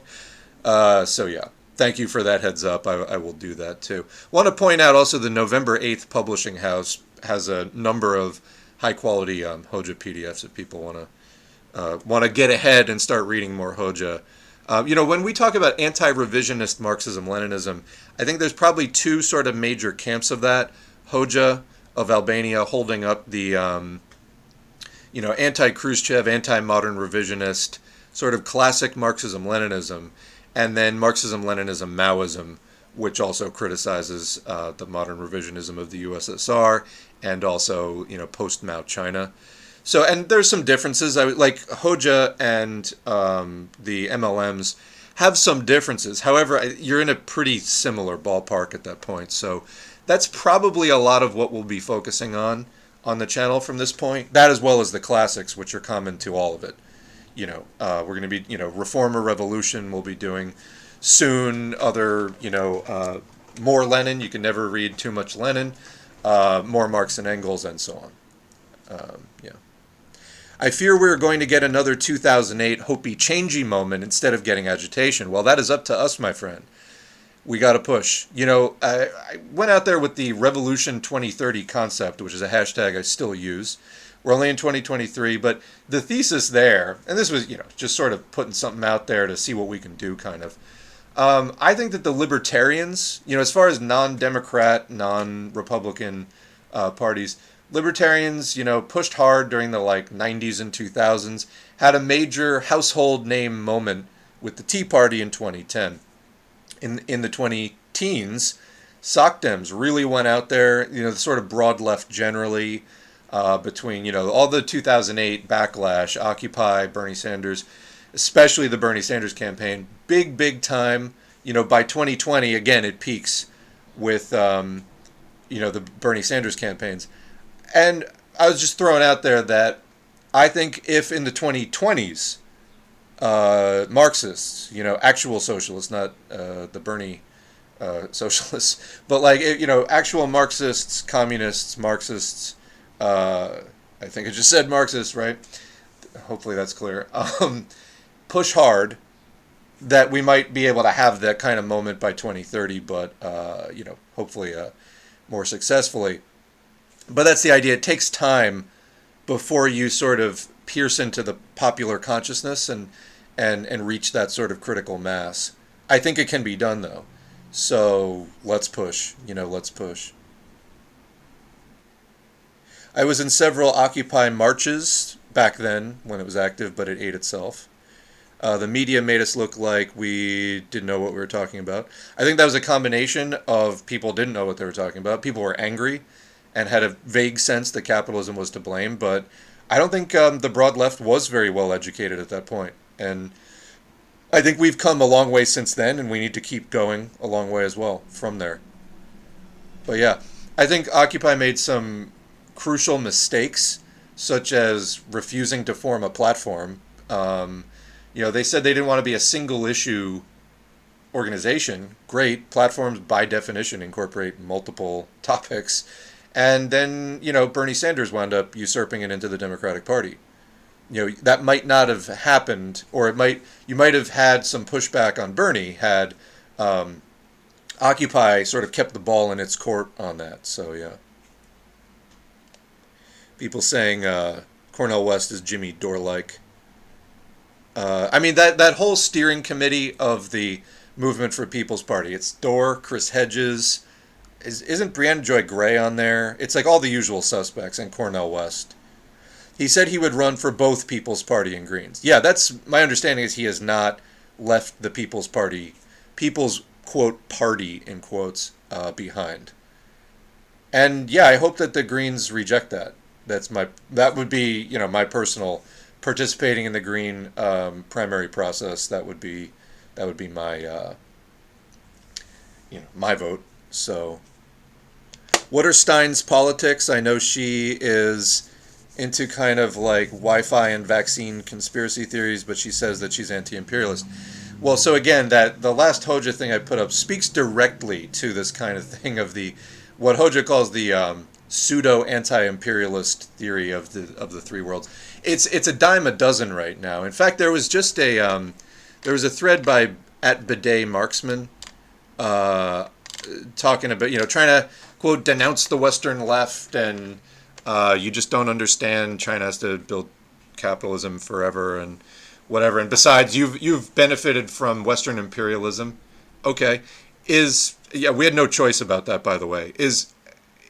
If benefiting from Western imperialism prevents you from ever being able to consciously try to end that system, I mean, I hope that's not the case, because if it is, that means there's literally no hope of socialism, of sincere revolutionary class struggle in any country that's ever exploited another. So we have to get sort of beyond. I mean, some of the things like, yeah, there's a ton of rad libs. There's a ton of people whose thinking has been corrupted by being inundated 24/7 with billionaire propaganda and the ABC, anything but class left, a lot of rad libs, etc. No doubt there's a need to push back on that stuff and the anarcho-Bidenism and all that fucking bullshit. Yeah, of course. The Democratic Party is not your friend, and on and on. But at a certain point, we have to get past this whole, like, you're tainted because you're in the U.S. thing. You better fucking hope we're not all deeply stained to the root, because otherwise there is no hope for anything here. And the people who actually are engaged in somewhat effective class struggle and trying to bring more people into it just literally can't do anything. If that's what you believe, well, it's wrong. So anyway, but as far as she says that she is anti-imperialist, talking about Jill Stein. I think it's one of these dime a dozen, what we've been calling campism, this sort of lazy anti-U.S. Actually, there's a thing. What's the title of it? Somebody was just sending this to me. She did a debate not that long ago. Do I still have it open? Green Sunday, a conversation about Ukraine and peace with Jill Stein and Howie Hawkins. So, was either of them perfect? I don't know, but Jill Stein was much more on the side of just sort of Russia was provoked and, it's like, she would condemn Russia, which you have to do, but it was just playing up this whole, like, but they're provoked and this and that. She spoke first in the opening statement, and Hawkins came in like screaming practically. Not quite screaming, but he was clearly like emotional. And was like, no, we need to support progressive movements within Ukraine. What Russia's doing in Ukraine is, atrocious. And we need to be supporting progressive movements against both neoliberalism and, the sort of NATO, US-led infiltration of Ukraine and making it dependent, and also the blatant military aggression that Russia is showing as well. And people trying to make these comparisons of like, well, the U.S. freaked out when the USSR tried to park missiles in Cuba. It was the Cuban Missile Crisis. Russia is just freaking out because NATO's trying to put NATO weaponry in Ukraine. Okay, but the thing that is sort of missing here is that it's not something to support no matter who's doing it, because so much of this seems to be apologism for, well, the U.S. can do it. Why can't Russia do it? You're hypocritical. Yeah, okay, but you're not just making an abstract point. You're killing people in the name of this, we get to do this. That's not okay. That's really, really not okay. So yeah, if it was just making some points showing up the U.S.'s hypocrisy on, Iraq, for example, or Vietnam versus Ukraine, that would be one thing if it was purely verbal. It isn't. They're blowing up buildings and dislocating people and so on. Now, the problem I think that you face is Ukraine is in a post-socialist condition where socialism has basically been outlawed. So, the difficulty that you face in a movement, or a strategic move, promoting revolutionary defeatism and, trying to fight both sides, is that, okay, so you're doing a sort of national liberation struggle from within Ukraine. There is nationalism within Ukraine now, but it's of a decidedly bourgeois, right-wing, and fascist character. So it's not being led by the proletariat and its allies for social revolution and socialism, because they just came from socialism, although, badly degenerated socialism that had turned to revisionism a long, time ago. But that has kind of been taken off the table, so they're not moving in that direction. So the real challenge that you do face is, how do you support movements for Ukrainian independence that are not tainted with this sort of fascist ultranationalism? So I'm just saying, that's the beginning of a conversation, not the end of it. So, what I heard from Jill Stein there was sort of the run-of-the-mill campus stuff, and Hawkins at least trying to push something else. There were problematic things that Hawkins was saying as well, but I think that this was one of the few examples where you were having a debate on something of substance within a party that lays some claim to being left-wing. And, people should check it out. I left a comment on that video saying basically what I said just now. This is the beginning of that, because we do not have blanket understandings. A lot of people right now supporting a campus position, but based on a very paper-thin black and white understanding. In the Russian propaganda about supporting their invasion, they're just painting it in a very black and white way. Are there Nazis in Ukraine? Absolutely. They were there before this, and absolutely. But it's being put forward in a very black and white way in the Russian propaganda that they're just simply denazifying, that Ukraine, that's what they're doing. It's a good thing. They're going to re-educate the people starting in preschool. I was just watching on the Michael Rossi Political Science channel a translated Russian speech. They're going to start in preschool, educate them to just love Russia, and everything's going to be fine. This is also not something communists should be supporting. So anyway, Stein's politics beyond that, just, again, looking at the kind of rhetoric that was coming out of her 2016 campaign, I get politics is a moving target. Things were a bit less heated at that point. I just didn't hear as much substance, and again, I felt that the platform moved left after that under Hawkins. So anyway. Sorry if that is somewhat vague. I tried to be... I'll see if I can do more of a breakdown on that later. I'm not an expert on that. I'm an observer and have seen some of the things that I've seen. Saying you are anti-imperialist and being effectively anti-imperialist are very different. Yes, it's also predicated on an understanding of how to fight imperialism. And there's tons of opportunism that gets thrown out there of basically alliances, even with the comprador bourgeoisie. It's completely backward. Again, Hoxha speaks to some of this where it's okay, do we, support the Shah of Iran, which he was directly criticizing, in which a lot of these campists directly do support that kind of thing.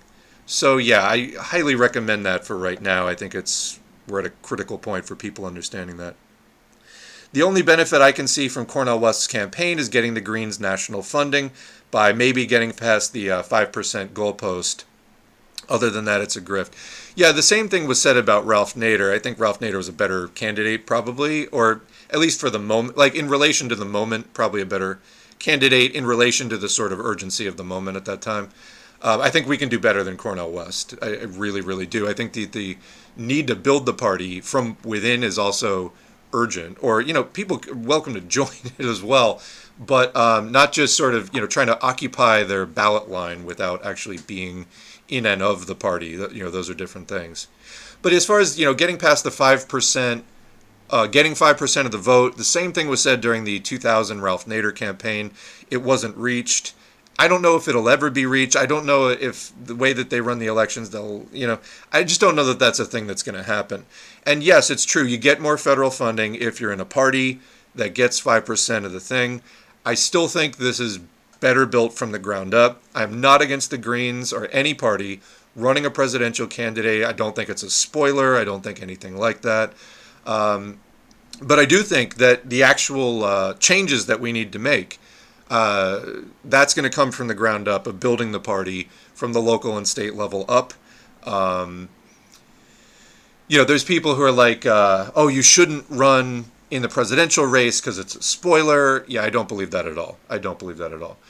So any party should, that feels like it should run. And who knows, maybe at one point there will be a LeftCoalition ballot line or something like that, running, an actually principled, cohesive LeftCoalition line. Because, you break down transitional demands of like PSL versus the Green Party. And I did a video on this in 2020. They're very similar. Like the platforms were very similar as far as the demands that they were making for broad popular reforms, which would push the limits of what capitalism can actually deliver, which is the whole point of doing socialist agitation, anti-capitalist agitation around reforms, is you demand reforms which push the system to its limit and some that can't be fulfilled within the system. Because then you can say, look, in order to get these things that we want and that we have rallied public support around, that's where you make the case you have to go beyond capitalism to do that. So that's one of the functions of reform in that context. But as far as the transitional demands, Greens and PSL were very similar. They're different parties. PSL is more of a vanguard style party. Greens more of a mass style party. They're trying to do different things as far as their party building. But as far as the 5% goalpost, I don't know that national funding is even going to make that big of a difference, but that's another debate, and I'd be open to viewpoints on that as well. Would not try to. That's not a hard no that would like definitely be a good thing. I think it's of questionable value, the federal funding, because I think at this point it really comes down to you need a stronger party, and not trying to have these like. I think, again, Hail Mary sort of top-down approaches to trying to get the left organized. You got to do it the other way. And that means that bitter pill of U.S. Americans, dun, dun, dun, joining something. Oh, no. People are very fickle right now, especially in the online culture. We're very used to dealing with strangers being extraordinarily, blatantly rude, brutally hostile, and, blocking people and this and that. If you're going to build with people in an organization face-to-face, you need social skills. People are seriously lacking them.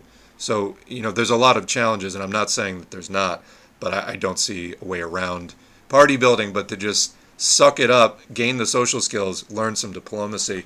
And you can't treat real-life organizations like they're a fucking group chat. They're not. You have to work with people that there's going to be, well, just like we did in the last live stream, intra-organizational struggle. Refer back to live stream 100. So yeah. She said that she's for dissolution of NATO. Yeah, that's fine. That's fine. I don't know. I haven't been following Jill Stein that closely. I think for a summary of these positions, do check out that debate. You can hear the differences in style. I think that, they're both right in some ways and they're both wrong in some ways. But this is a discussion that needs to continue. And I see a lot of people digging in on one side or another with paper-thin understanding of the actual circumstances that they're discussing. We need to get past that point. I never looked into Howie Hawkins' position on the Ukraine war, but I've seen mecha-Nazis claim that he's pro-NATO Ukraine. Yeah, they'll claim a lot of things about him. Yeah, exactly. I've never seen the level of hysterical screeching about anyone that I've seen about Howie Hawkins, and it makes absolutely no sense to me. Except that again, the platform did become a bit more, eco-socialist in a kind of like old school socialist party kind of way. Is it that threatening? I don't know. I can't fully account for it myself. I don't think that way. So, but yeah, they also say that about anyone who is an outright pro-Russia through and through. And I would be shocked if Howie Hawkins had a position other than being against both sides. Yeah, his position from that debate was we need to support, and he was saying even arm, progressive forces within Ukraine against both Western neoliberalism and Russian military aggression. That was roughly his position. Again, though, it's a 2-hour video. That's a brief, very simplified summary. I would encourage people listen to I haven't even listened to the whole thing. I listened to like 50 minutes of it. That's 50. So, I mean, I listened to about half of it. I just had to do other things. But what I was doing actually while I was uploading my Spotify videos over there. But yeah, that was his position, that he was against both sides, which is, again, that's revolutionary defeatism. So anyway, attacking communism always leads to defending fascism. Yeah, well, and that's the bind that communists in the Ukraine are in right now, is that they're in a fully anti-communist desovietization regime. They're 30 years into desovietization. So, communism is becoming like illegal to even talk about. Well, then any nationalist effort is going to become fascist. So that's a difficult situation that's going to take careful strategy and planning to get out of. Somebody in the chat freaking out about the hammer and sickle. So for people who don't know, the hammer and sickle represent the alliance, which started in the Soviet Union and has since been used in other countries that had a large peasantry. The alliance between the proletariat, workers, represented by the hammer, and the peasantry, agricultural, petty bourgeoisie, and also rural agricultural workers. Because remember, the peasantry is not all one speed. There was a Mao piece that pegged it as there was like 5 different levels, from rich landowner, like rich peasant, middle peasant, lower middle peasant, and then like very poor peasant. So yeah, I mean, when you say peasantry, it's not all one thing. There's rich peasants and poor peasants. Again, Mao broke it down into like 5 different types. So anyway, it's the alliance between the proletariat in the lead. Because why? Because capitalism is followed by socialism. The ruling class in socialism is the proletariat, because as the economy becomes more technologically advanced, etc., that's the type of work that is done. And capitalism creates a large proletariat. That's how the class composition of capitalism changes, because all of these other classes, the peasantry, etc., they get proletarianized under capitalism. And then, if a proletarian revolution occurs, which it's our historic duty to do, so it must occur, you will have, varying levels of class composition at that point. In the United States right now, we really don't have like a peasantry per se. It's like 90+% proletariat. Whereas in some of the more technologically backward countries, less historically developed countries, you still have a peasantry. And so you would have that alliance still. And that's represented by the sickle, the peasantry. The point, though, is that the peasantry in that alliance is in the leading position, as it is the new ruling class under socialism. And, when we talk about building a classless society, it's where there's no class antagonisms or class contradictions, because there's only one class. Everyone has the same relationship to the means of production. Everyone is a proletarian. That's what that means. So no classes actually means one class. It means no class contradictions. Everyone is proletarianized. So that process is begun, proletarianization is begun under capitalism. And there's even proletarians in earlier stages, but the proletariat only really gets big under capitalism. And what is the proletariat? Propertyless wage workers. People who only have their bodies, their labor time, and their children to contribute to the empire. Proletariat gets huge under capitalism, and then it becomes the ruling class under socialism, But even if it's small, it needs those alliances of other working classes like the peasantry. But the proletariat still has to be in the lead. Anyway, hopefully that's clear. That's what the hammer and sickle means. It's nothing really more sinister than that. Another comment. I fear that the Green Party will nominate West, though, in an attempt at gaining mainstream recognition. And as I said, that was why I titled the post, Which Way Green Party US? It's up to the Green Party. They have a primary process that thousands, tens of thousands, I don't know how many people participate in it. It's up to them. And that's why I'm posing those questions. How do you view your party? Do you view your party as just a ballot line you rent out to left celebrity protest campaigns? Or do you view your party as building the basis of a future mass socialist party? It's up to you. It's your choice. They have democratic processes in that party, and that's a choice that they have to make. And I think that the choice between somebody like West, or, there were some people were proposing Jesse Ventura last time, who's really more of a libertarian and not a green. And, you don't participate in the party. You're not a member of the party. You can't run a fucking primary. I don't know why anyone would expect anything different unless you really don't take it seriously at all. And you just see it as, you're custodians of a ballot line that you loan out to unserious, media stunts. Or do you view it as laying the groundwork of a future mass left party? I think that your choice of POTUS candidate reflects on that. So that's one way to look at it, and that's what I'm trying to articulate to people. Anyway, Cornel West might even make it onto the presidential debate stage. Well, they've got it set where you got to be polling at like 15%. Remember, U.S. presidential elections are held not in any publicly accountable way, but by a private corporation. And probably they'll just raise it to 20%, or they'll do whatever. They make it extraordinarily unfavorable. So I don't know that they would let him on the presidential debate stage. They did that with right-winger Ross Perot, and I don't think that they're going to, back in the 90s, and I don't think that they would do that again.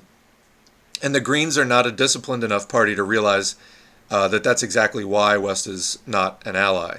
That's what I'm saying is, like, Green Party, where are you at? If there are people with more class consciousness in the Green Party, I'm calling you to arms. That's what I'm saying right now. And I think that that's something as communists trying to raise that class consciousness and help the masses form into something that is capable of more full, thorough, and effective action.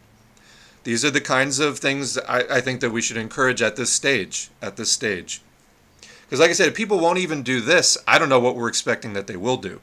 And I'm tired. I don't know about you, but I'm very desperately, raggedly tired of waiting around year after year after year of when is the U.S. left going to do something? When is it going to organize in the way that needs to be done to be able to take our actions and make our stands at a higher level? If you don't even do this, I just don't see it ever happening. So, that's the question I'm posing to the U.S. Green Party. I would encourage other people to foster that kind of thinking as well. Don't be, hostile towards it, but it's do agitate, do the agitation, And anyway, that's what I came up with as far as the sort of lens to view this through. That's the analysis that I have and the way that I would choose to set it up. So I complained to my political science professor that everything they showed us was greatly liberally biased in the sense of capitalist. And they responded with, this video we want you to watch has Cornel West in it. Yeah, ask them, can we watch some videos of communists? See what they say. Cornel West, most definitely. When he's up there like, Brother Reagan was a freedom fighter. What? My head is spinning. Brother Russell Brand is a progressive gem. Excuse me, what?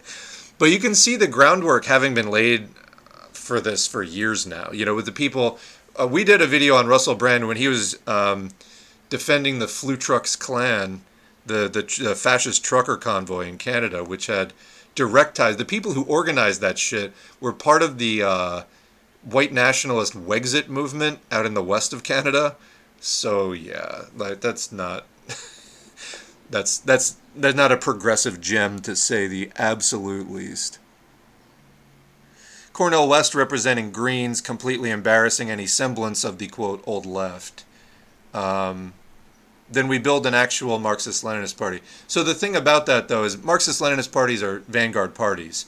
It's for the most class-conscious segment of the working class, and it's, again, you also need a mass party. So Howie Hawkins, I have one Howie Hawkins video on the channel. It's called The Case for an Independent Left Party, and it makes this distinction between mass parties and vanguard parties.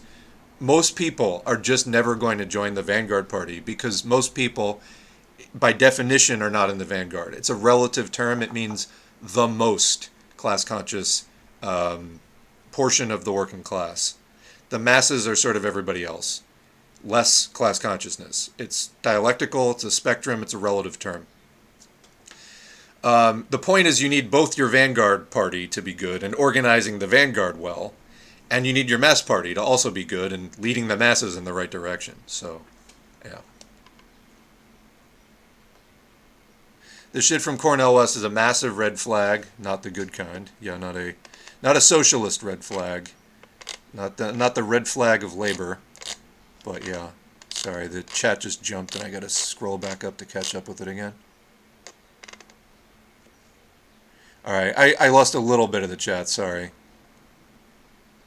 In Europe, there are so many non-Marxist SOCDEMs that they consider themselves socialists. Well, and that's part of what I mean as well about the Rev 2030 thing.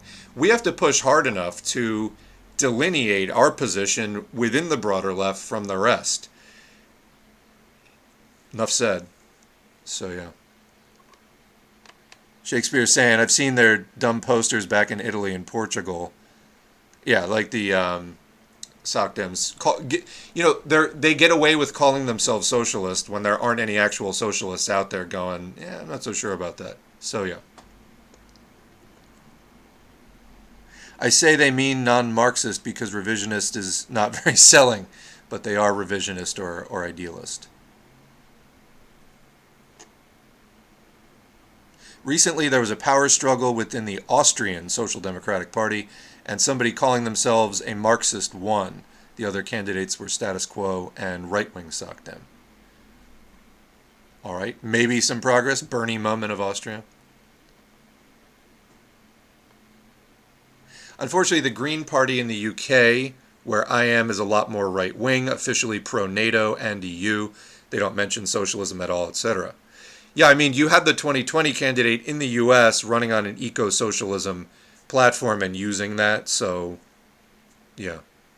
I mean, yeah, my understanding of, like, the Green Party in Germany was, like, advocating for coal in the face of, like, the Russian sanctions and stuff. So, I mean, I don't know if that was, like, satire or not, but, yeah, I understand that once they get into the governments, it can get pretty bad, and they wind up just collaborating on the status quo. That's not surprising, actually. I mean, this is why within, the history of communism, there's always a question of, should the party participate in this election or not? Should the party participate in this election or not? When you have no chance of actually winning and it's pure advertisement, there's no danger of getting into that government and then, having the AOC effect of, like, we're going to bring the ruckus. Yes, Miss Pelosi. Yes, Miss Pelosi. You know what I mean? Like, the before and after is rather a shocking drop in standards on the squad, or Bernie. They're clearly just collaborating with minimal protest. And you don't want your independent party not becoming independent, getting hitched to that wagon. So when there's no real, hope of that, you can openly run as left as you want for advertising, and it's just, you're not in danger of getting co-opted because you're not really in danger of taking power in the election. There's a number of other issues around electoral strategy and the choice whether to run or not. But the point is, again, that whole question is 10% of your party's efforts, maybe 5%. The rest is, how do we build the party through everyday engagement with the masses? Breakfast programs, labor unions, like getting involved in all of it. That's where you build your party and you become a credible force in the lives of the working people of your country. If you're not doing that and you're just maintaining a ballot line, you're not doing shit, and that other 90% is being neglected. So that's how I would frame that. Yeah, I did see that the Green Party UK had gone like explicitly pro-NATO. May the left wing of their party, correct that, because last thing we need is more parties like that. Also, I mean, yeah, sure, plenty of people throw around abolish NATO. People need to understand the amount of work that would need to be done for something like that to be realized. It's an amount of work that people right now are not even remotely on the level of being capable of doing. So much more organizing needs to happen before that could ever be a reality in any way other than something fascist that is funded by some particular faction of capitalists for their benefit and probably would somehow end up making things worse. In my opinion, U.S. communists and their organizations should completely ignore and encourage the masses to ignore the presidential election at the very least. It's a dog and pony show, literally designed to cool off revolutionary fervor. Hard to argue. I mean, you could definitely analyze on a party-by-party basis, like, we ran these candidates. And again, you're talking about the presidential election specifically. We ran these candidates. What did it do for our party? Did it help? Did it hurt? People talking about the orcas thing. Yeah, orcas downing boats. I've stayed away from that a little bit just because it's like it's a little bit of like empty feel good memeing, but I don't know. And what am I trying to say? I'd rather have people think about something a little more serious, I guess. That's like, yeah, I just posted like 25 orca memes, like, we hate capitalism, yeah. I don't know. I guess there's room for that, but like, again, we need to go beyond the memes and vibes as well. Like, we got that down, and I think, yeah, you want to get a little orca graphic or whatever to just signify that, like, yeah, whatever. But again, it's that in and of itself is not going to really get us anywhere. And I don't know. I guess being like over 3 years into this channel at this point, and I've definitely posted my share of memes. I'm trying to fight like that fight against the three worlds campism stuff, and that's like, at least for me right now, it's a much harder nut to crack. How does anyone take the Midwestern guy seriously after that tweet about the Lord of the Rings thing? I think it reflects poorly on the character of people who do. Yeah. LaRouche bag moment. Yeah, for sure. The Lord of the Rings tweet had me baffled. The infracels did the same thing with Star Wars, saying that the Sith were the good guys. I mean, if people haven't figured out, this is like mindless, just like 13-year-old level maturity, like contrarianism and like gotcha shit. Like, I don't know what to say, but the Sith were the good guys, and Darth Sidious was Lenin, and Darth Vader was Stalin. Maybe in the eyes of McCarthyite propaganda-loving anti-communists, but not... yeah, it's a joke. People who don't know shit about shit have no idea what they're doing, and they're just attracting like 13-year-olds that want to be edgy. Yeah, I mean, I think trying to see Lord of the Rings as anything really profound here is not really the point. That like, no, it's I'm actually standing for like, the fellowship or the good guys, and it's like, no, I don't care. The point is just very, very clearly like Sauron was not the good guy. We don't need to try to like strain to make clarifying historical allegories there. It's just, no, it's leave it as a work of fantasy, but like, I got it. Bad guy, actually good guy. I've unlocked the key to the universe. My politics have just grown exponentially. Come on. Somebody says, I think TikTok can be used for thoughtful content. It's just not there. I thought about this for a few seconds, hence the silence. I think yes, but in a very limited way. You would have to confine yourself to thoughts that really can be fully expanded on in like 3 minutes or whatever that time limit is, which I think would be very short things, and it just wouldn't... anything of substance just doesn't really lend itself to that. And so people just, the other thing is people wouldn't watch those videos. They want to pack it in, lots of like hard cut, just coming at you stuff. Like I said, to me, it's like, a screen comes down, somebody just throws shit at you for 3 minutes and then the screen goes back up. It's, people want that like super hard hitting, like jump cut, slam cut stuff that's just like, kind of the sensory overload aesthetic that's in those videos. And I think that's what people watch on there. And there's text and there's shit going on in the background. And it's like, I don't think any of that is conducive to paying attention or thinking deeply. So, hello to the new person. What even is degrowth? That word is so loaded. It's a Larouche buzzword at this point. They're like, you're against development. Well, when you say development, all you mean is capitalism. So, like, yes, there are some limits to what you can do ecologically. Sorry, that's reality. Media literacy is non-existent at this point. And yes, there is growth is not inherently bad. There can be sustainable growth that is in balance with environmental conversation to a point, but like, growth is not per se the point. It's definitely the point in capitalism. Production for use and not profit opens up different possibilities there in terms of what your economic targets are. So, just indefinite growth is not. I don't have the strength to talk about this right now. We're like a little too far into the stream to get into the weeds on that, so I'm going to keep going. I've definitely also noticed a lot of socialists, at least online, LOL, being explicitly anti-vegan, which I thought was a bit surprising. Yeah, that's stupid. No, people want to be vegetarian, vegan. Great. I'm vegetarian. And fuck you if that's a problem for you, I guess. The way that they run CAFOs, it's one of the most polluting things in the country. If you think we can all just go to like, drive out to some like family farm. No, we can't.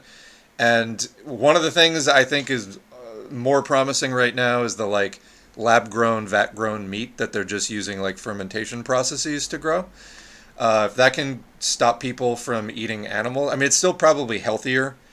We need to see studies. My guess is it's probably healthier to eat plant protein even versus the lab-grown meat.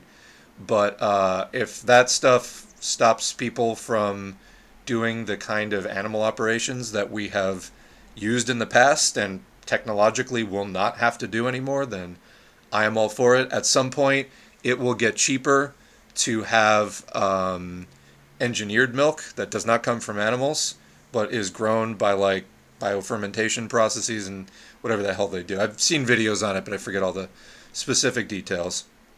Right now, growing a chicken nugget costs like $50.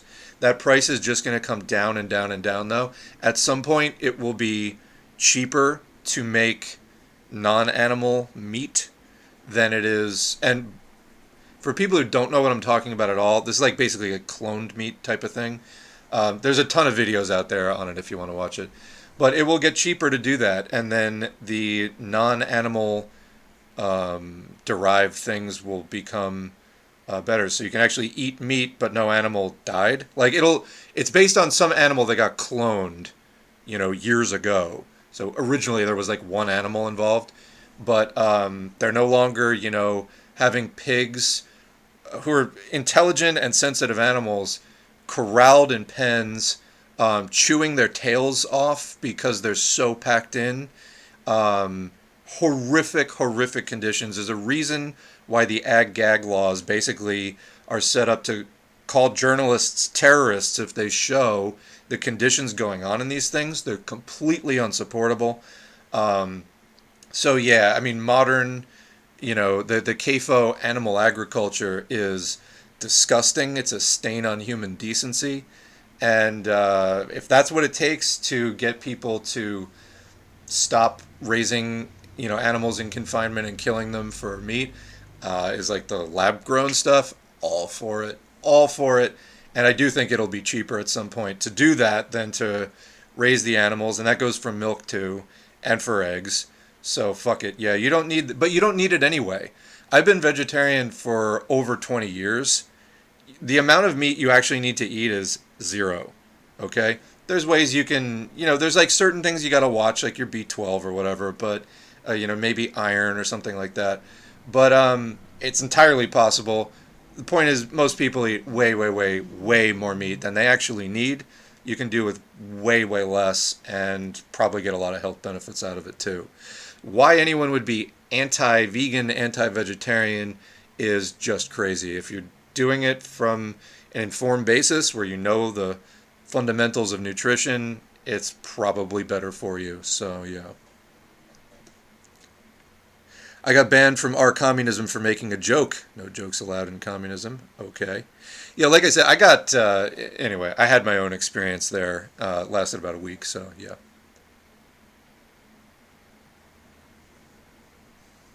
Liberals, yeah, 10% to the left in the best of times, 10% to the right when it affects them personally. What is Blue Sky? It's a Twitter alternative developed by people who developed Twitter.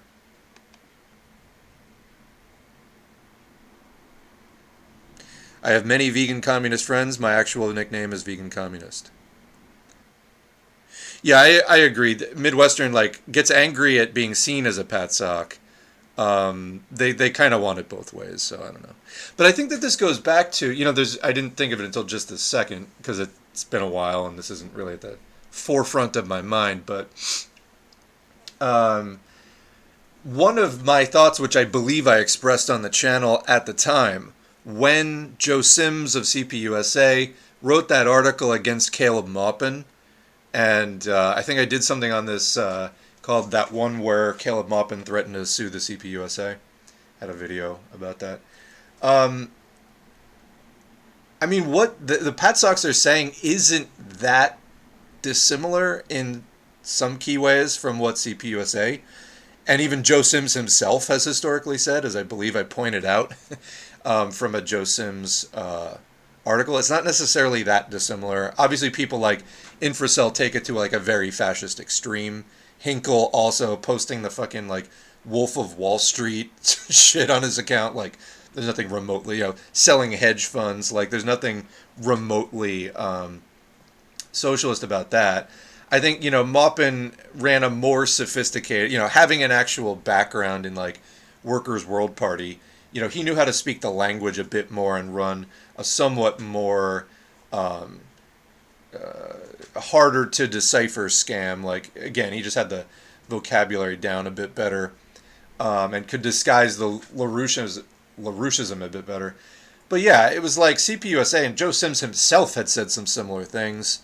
So again, they're I'm not a Larouchi, I'm in CPUSA. It's well, again, like I said the first time, I'm not sure it's that much of a redeeming point, but trying to organize and engage in real-world activism is exhausting. Unfortunately, there's no alternative, so hopefully you can get in with a good group of people. Watch out for burnout. There's a number of guides to doing activism. It's tough. I mean, it's tough, After one of my organizational experiences, I basically had to bow out for years. It was that bad. So, yeah. This is why I tell people, investigate your local left, meet people, find something you think you can do. But me just endorsing something for you to go definitely do, it may not be for you. And I also don't want to endorse a bad organization, because being in a bad organization can potentially be a life-shattering experience. So yeah. Do you think William Z. Foster would have made a significantly better leader of the CPUSA compared to Browder? Yes, I mean probably. We haven't done a ton of Foster readings yet. I have a bunch picked out for some anti-revisionism from within the U.S., so I do want to get into those. Probably. So, but I don't have too many other specifics to say at this point. I mean, some say that he played the role of more of a loyal opposition rather than a real like tooth and nail fighter against Browderism. I mean, he was an opponent of it, but did go along as democratic centralism demands. But would he have been a significantly better leader?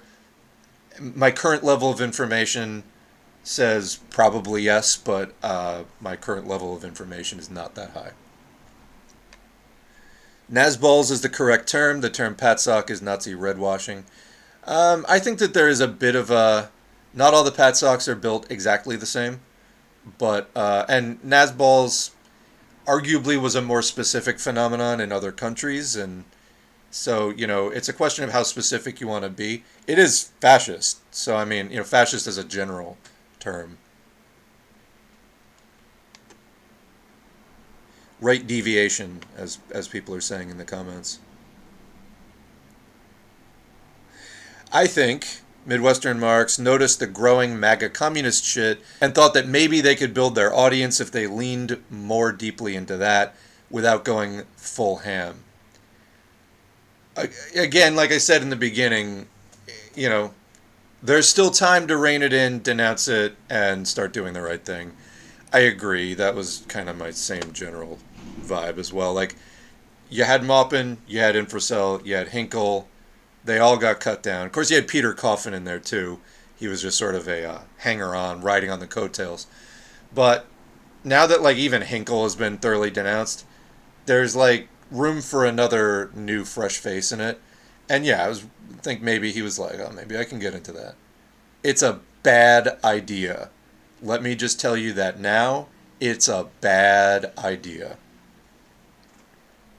Yeah, another good point. Midwestern Marx says they are not patsoc or Nazball, but then Eddie goes on the Infracell stream and is all friendly over there.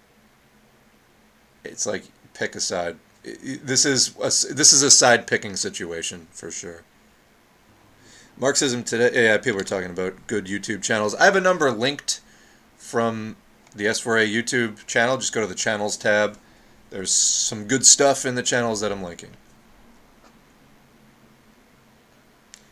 French people call them red-brown because the Nazis would wear brown, so they're Reds that wear Nazi uniforms. I like that expression. My understanding is that the Germans would call them the roast beef communists because they were brown on the outside and red on the inside. In other words, there were communists who were so opportunist that they became fascists. Like, they went along with the fascist movement. So it was like they were red on the inside. Although, again, I don't think that red lasted. Once you don the outer brown, I think it's not that... Arguably, there was nothing red on the inside to begin with, but that was one of the other names. Yeah, like the brown shirts, etc. I'd say there's a ton of overlap between anti-revisionist Marxism-Leninism and Marxism-Leninism-Maoism. Yeah, that's what I was saying before. Looking for more comments here, trying to catch up with the chat. Once we're done with that, I will go back, swing through the community posts. I mean, we've already talked a lot about things that have gone up in the past couple of weeks, but... Favorite S4A quotes: do the fucking reading and you can never have too much Lenin. Both are true, yeah. I'll stand by that. It just, doing the reading has made all the difference in the world for me. I know where I was at, 10 years ago. Just different world.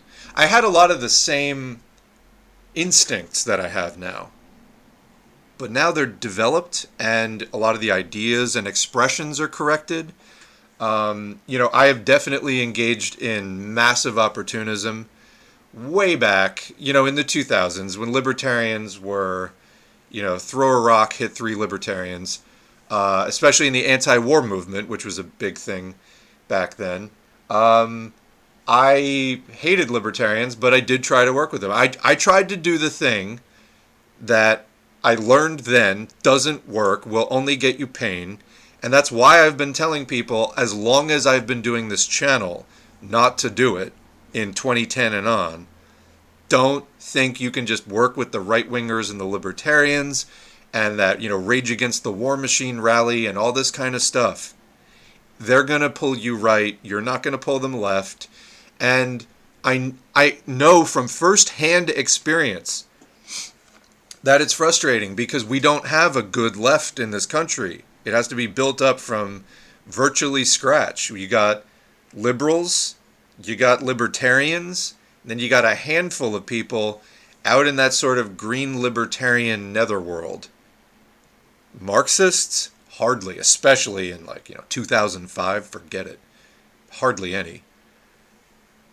And for a while it was like, well, I remember reading some Marx back in the day, late 90s, and being like, this makes a lot of sense. Never encountered a single real-life communist, ever. I think the first real-life communist I, ran into was about 2005, and there was, one of them. And met through the, anti-war movement. And although I did meet some Trotskyists, but I wanted nothing to do with them. Even before I really deeply knew about, all the Trotsky-Stalin stuff, what I knew was I found Trotskyists repellent in everything that they did. But, trying to, stumble across a communist in the wild, virtually impossible. What you could find was, left liberals and libertarians. And I tried playing their game. And I moved on from that. It was a long time ago. And I was happy as hell when Occupy came out. Because for several years at that point, by '08, I was like, if I see another fucking libertarian, it'll be too soon. And I just can't even, I can't even deal with the libertarian bullshit. They seem to be motivated. They seem to be against the system. They seem to be against the war. But then you dig into what they're actually saying, and it's literally worse than what we have now. Cure worse than the disease, as they say. So yeah, I I gave it a shot. I can tell you firsthand, doesn't work, isn't going to lead you anywhere. I've known that for 15 years now. I was happy that Occupy broke out, because I was like, finally there's a left coalescing. Because for several years at that point, I was just waiting. I was waiting to just ditch this world of the sort of, just the lack of a left, the vacuum of a left, and the sort of, quote, anti-war movement that you get in an environment like that. It's libertarians, and again, I couldn't stomach the opportunism. And I was like, but there was nothing else to do. There was nothing else to do. Well, you can't say that anymore, because now there is a Marxist left emerging. There's at least relatively decent SOCDEMs, and also a lot of really terrible SOCDEMs. But what I'm trying to say is the left is in a more solid place now than it was in '08. To a certain extent, the status quo is far worse than it was then. So, that has shifted as well. Again, all of this is a moving target. Historical conditions, a moving target. But yeah, we've made advances, and I want to see the advances continue. But I can tell you firsthand, and that's why I harp on this so much, I've done it. I've done it. I've tried to fucking work with libertarians. It's awful. And, I think it was a phase I maybe needed to go through at that point, because this wasn't a thing. This was before social media even. And, it just hadn't been proved so extensively and clearly. I had to make that mistake firsthand. I'm telling you now, don't make that mistake. I made it, learn from my mistake. I guess, we've come a long way since fucking 2005, 2009, and so on. We've come a long way since then. Criticizing other people is an elitist mentality. So yeah, criticizing people who already, this isn't something I'm trying to spearhead. If anything, I'm way behind the curve. Talking for a minute about Midwest Marx need to rein it in and fast. Believe me, there are hundreds of people way ahead of me on this one, and I am by far not leading the charge on that. Really. Elitist mentality. Get fucked. Alright, what else? I thought we were getting close to the end of the chat here. I do want to finish the chat today. Let me just take a brief look at the channel. As I said, I did want this to kind of be a review of things. And, oh, I know that there were some YouTube comments I wanted to respond to as well. So there's a person who I've been debating mentioning by name or not. We'll just go with Max. Max asked, hey, why do you have me blocked on Twitter? Let me get the exact thing here. Hey, why do you have me blocked on Twitter? I wanted to see what you said about Cornel West's candidacy, but discovered that I was blocked, ? Well, Max, it's because we were mutuals, and then you retweeted furry orc porn that was animated, and it wound up on my timeline. And believe me, I never need to see that shit as long as I live. That is why you're blocked. All right? But hopefully you've heard what I had to say about Cornel West's candidacy. Okay, one item down. What else do we have going on here? There are a couple more things. So somebody asked, we kind of covered this before, but how should someone engage with the presidential election? Is voting for the lesser evil in the primary race the only real short-term option for the U.S. left? No, I would not recommend engaging with the Democratic Party in any way, shape, or form except fighting them. So, no. And, you know, I don't actually have a lot else to add about that other than what we've already said at length in this. So, yeah. What else do we have here? Sitting around in the comments that I haven't responded to yet.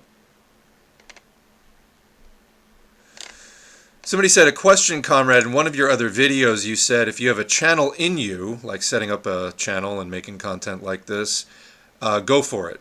I did say that.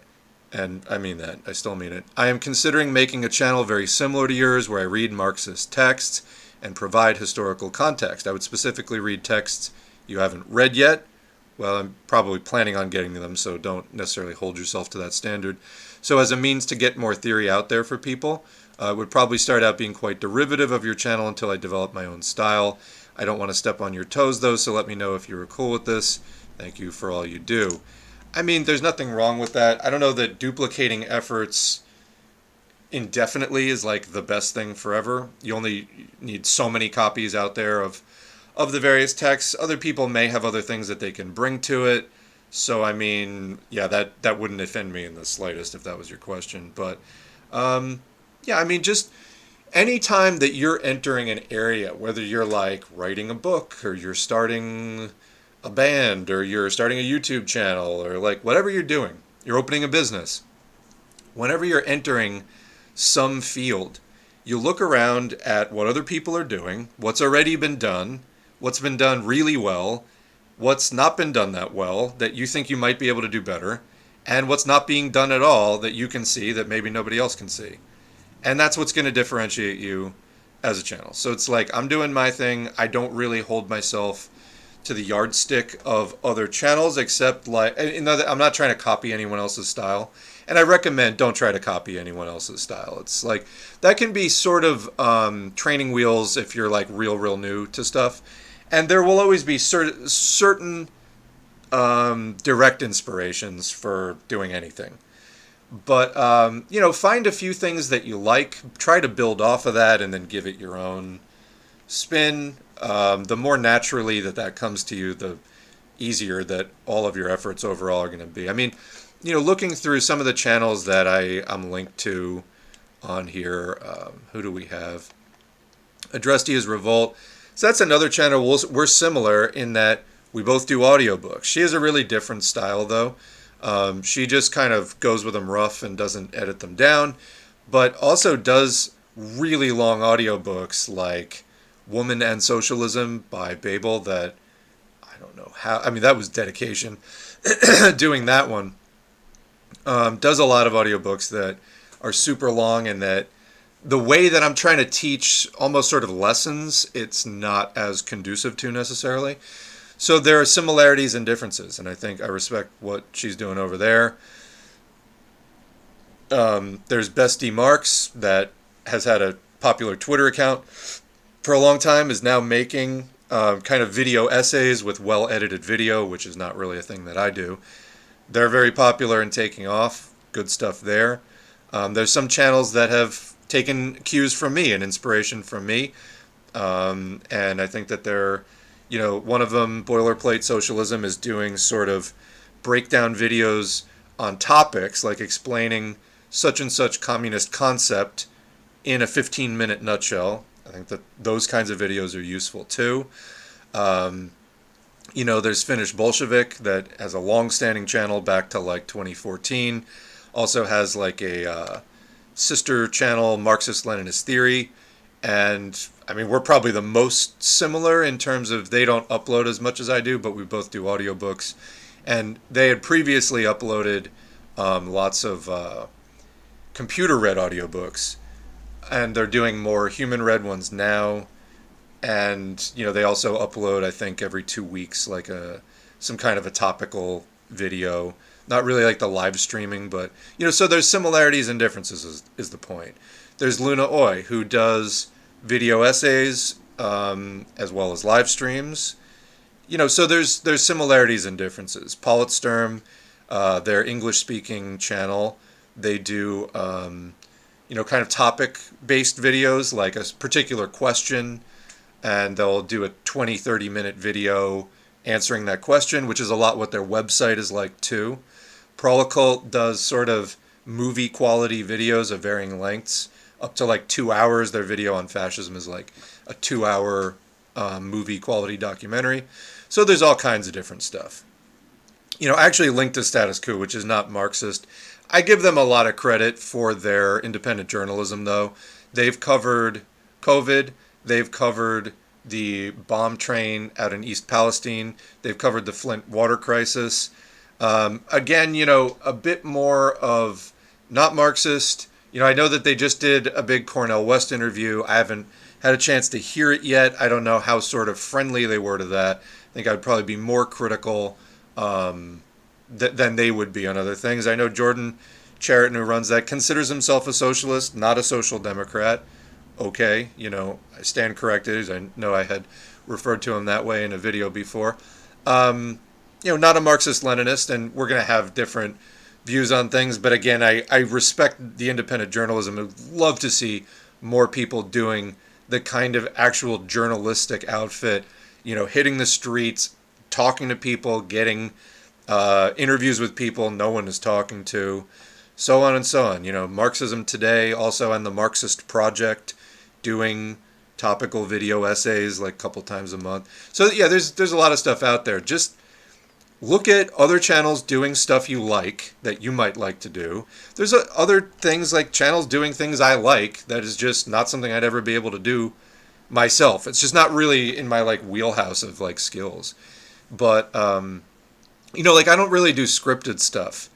I feel like in the course of my education, I have written reams and reams and reams of papers, like to the point where I, at least as of the current moment, actively dislike writing scripted things.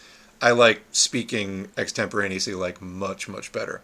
That's not to say everything in the videos, like, in the recent Hoxha videos that I did, or Lenin videos or whatever, not every comment is raw. Sometimes I'll like start saying something and be like, I think I could rephrase that, and I'll just back up the recording and record over it. So it's not all purely spontaneous, although close.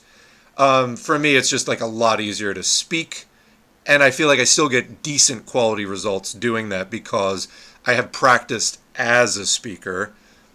That's not, not everybody's great at speaking like that. I feel like I can write as well, but I'm so sick of writing. Like, it's not even that I'm sick of writing. It's just like I need more speaking to balance it out almost. So I don't do the scripted videos, and I'm not really a videographer, so I do less of that. So everybody has their things that they like and respect. Some of it they're gonna add to. Some of it they're gonna just admire from afar. But anyway, there's a few of the comments. Let's see if we can finish the chat, because I kind of do have to get going soon. Yeah, the wildfire smoke from the Canadian forest fires, it has been blanketing, coming and going, but I don't know that Canada burning to the ground was like on anyone's bingo card, but here we are in late climate change. When you get a long drought, even in the relatively cold far north, like middle Canada, middle latitude-wise. It's dry, it burns, and then the smoke does not, respect state borders. Those things of New York City, I mean, New York City in terrible condition, particularly. It was just really, really striking. Many other areas other than New York City affected as well.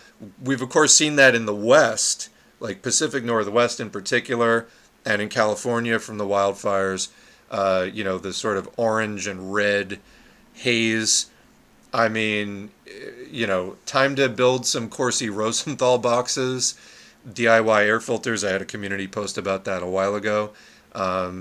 Good thing we're all wearing N95s, right? Right, everybody's still wearing N95s because COVID isn't over? Oh, you're not? Well, here's another reason for you to do that. Or a P100. Thank you for mentioning that. I'm kind of too tired at this point to go deeply into that. But yeah, I mean, it's like, what's next? Last summer we saw giant rivers drying up to the point where you could walk across them. Now it's like massive wildfires in Canada that are expected to just burn all summer. Like, we're running at a road here. I don't know how much longer people think this can go on for, but it's not. You can't do 20 years of this and still have a habitable planet. You'll get civilizational collapse. Yeah, some people don't really know what they're talking about factory farming. Go watch 3 or 4 hours of exposés on the conditions in factory farming and get back to me. When they cut what do they call that when they cut holes in the side of cows and then they're just walking around with a hole in them, for example? It's boggles the mind, the inhumanity of what's done. And trying to compare this to plants, I'm sorry, but mammals, we're mammals. So cows and we're not that they don't have the intellect that we have. They don't have that part of their brain. They have basically all the same emotions that we do. They feel emotional pain. They bond with their offspring. It's, yeah, just trying to say like a cow is the same as a plant is really fucking stupid, honestly.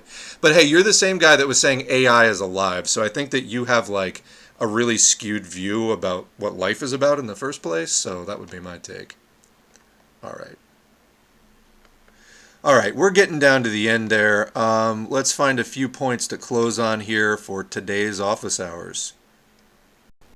Okay, I just hit record because the streaming program just crashed. Apparently I have an unstable connection, but I just wanted to finish up with the chat here. All right, we have actually caught up with the chat, so that is how the timing worked out today. And if anybody else has something to say, apparently there's lots of static. I have a bad connection, so that's the way that's going to go. But otherwise, I want to thank everybody who showed up. Thank the mods. Let's also thank the patrons, if I can get back over to the... there it is. All right, let's thank some patrons. And sorry to the people in the chat right now. I'm actually going to type... Sorry, bad connection, wrapping up. All right, let me see if there's anything else that I wanted to mention on the channel while we're streaming before I close up. I know it's getting a little thin here for people who might be listening after the fact, but I'm probably going to scroll through the community post and then be like, oh yeah, I can't believe I didn't mention that. And let's see. All right, I think, aside from saying Happy Pride Month, and that I do have some more LGBTQ plus related videos planned. They may not come out until July, but that is part of the program here for this month. Just wanted to say that as well. Otherwise, yeah, I think we're going to wrap up. Any last minute thoughts here? No, that's about it. All right, yes, I agree. Bit of a crowded chat today. That's always the case when we haven't streamed for a while. So lots of good discussion nonetheless. I agree. Thank you all for showing up and making your contributions. The people, I'm sure, listening on YouTube and SoundCloud and Spotify after the fact, thank you as well for helping to make this what it is. Could I live stream solo? Yes. Would it be the same? No, it wouldn't be the same. All right. Everybody else? Why did you say everybody else? That's it for now, and we will see you in the next video. More audiobooks coming soon.